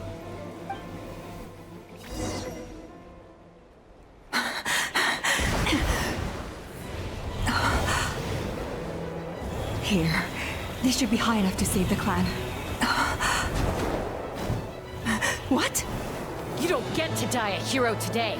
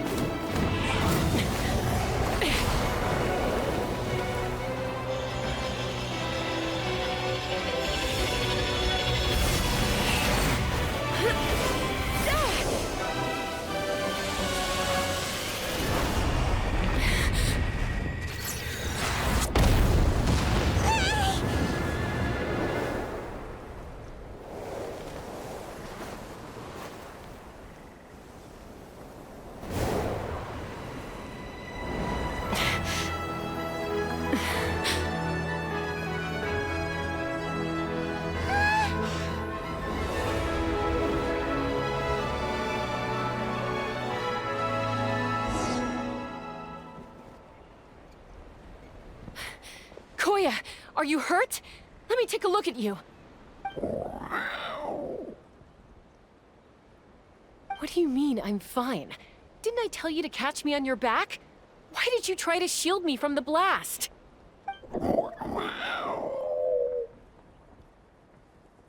Accident? Yeah, right. Seriously, you're as stubborn as ever. Chaska, Koya! How are things looking here?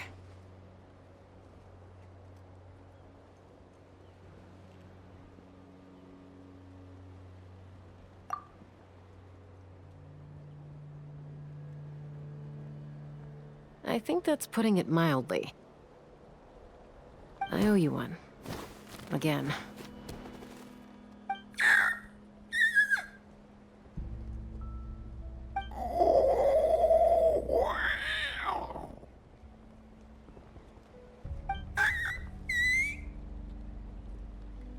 Oh, but be honest. Do you still think Kukasaurs can't form bonds? Mom, I'll figure out the refinement problem. I'll find a way. You don't need to worry about it. I just need some more time. That's all I ask. Please just trust me. Just this once.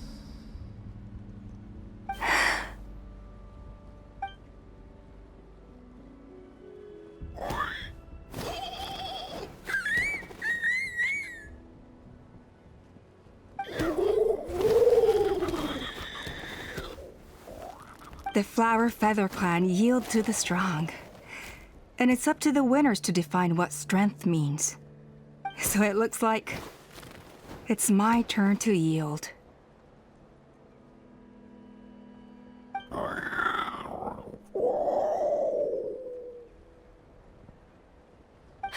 Koya! Koya!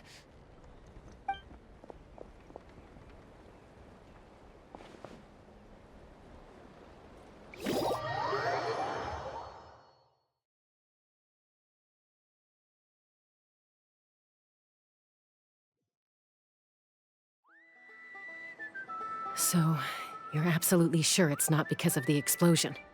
Yes, for the 10,000th time, I'm sure. The blast barely touched her. The reason she fainted was old injuries playing up, compounded by overexertion in recent days. The moment she finally relaxed, all the built-up stress finally caught up with her. And no wonder. Honestly, she's just like you.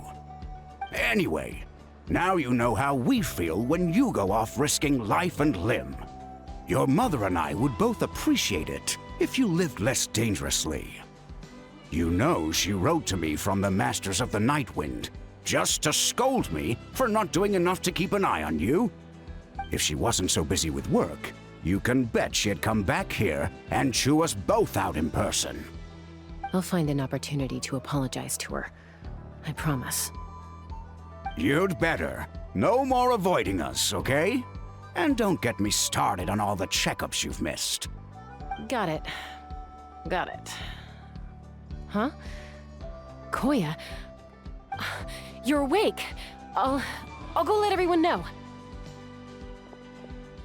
Hey, but we're not done talking.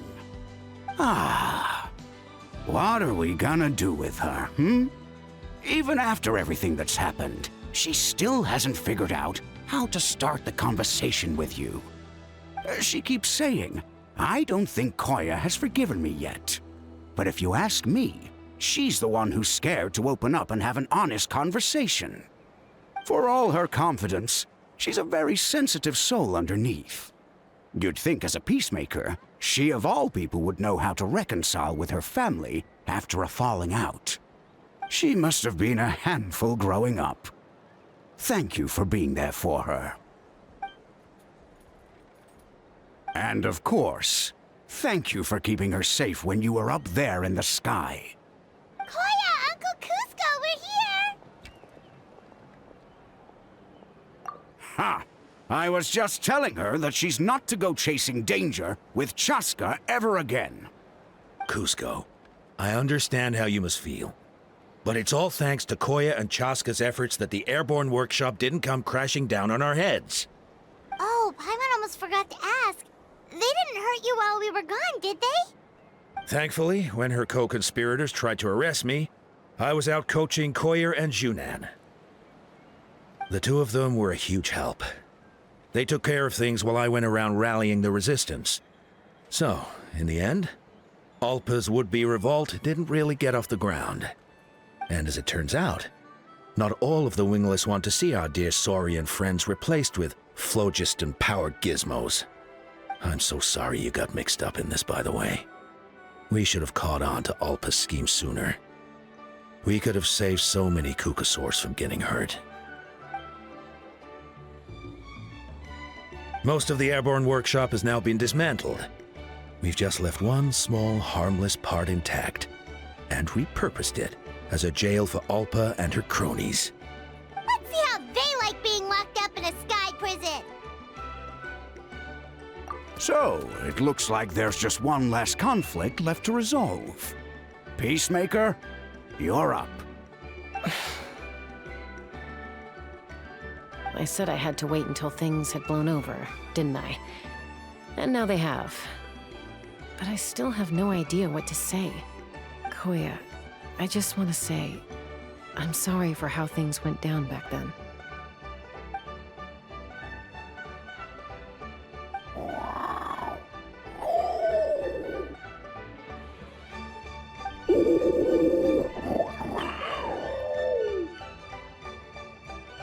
Huh? Does this mean you're not mad at me anymore? There's that family likeness coming through again. But that day, when we ran into each other...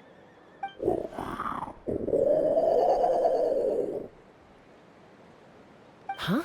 So then, when did you finally make your peace with it?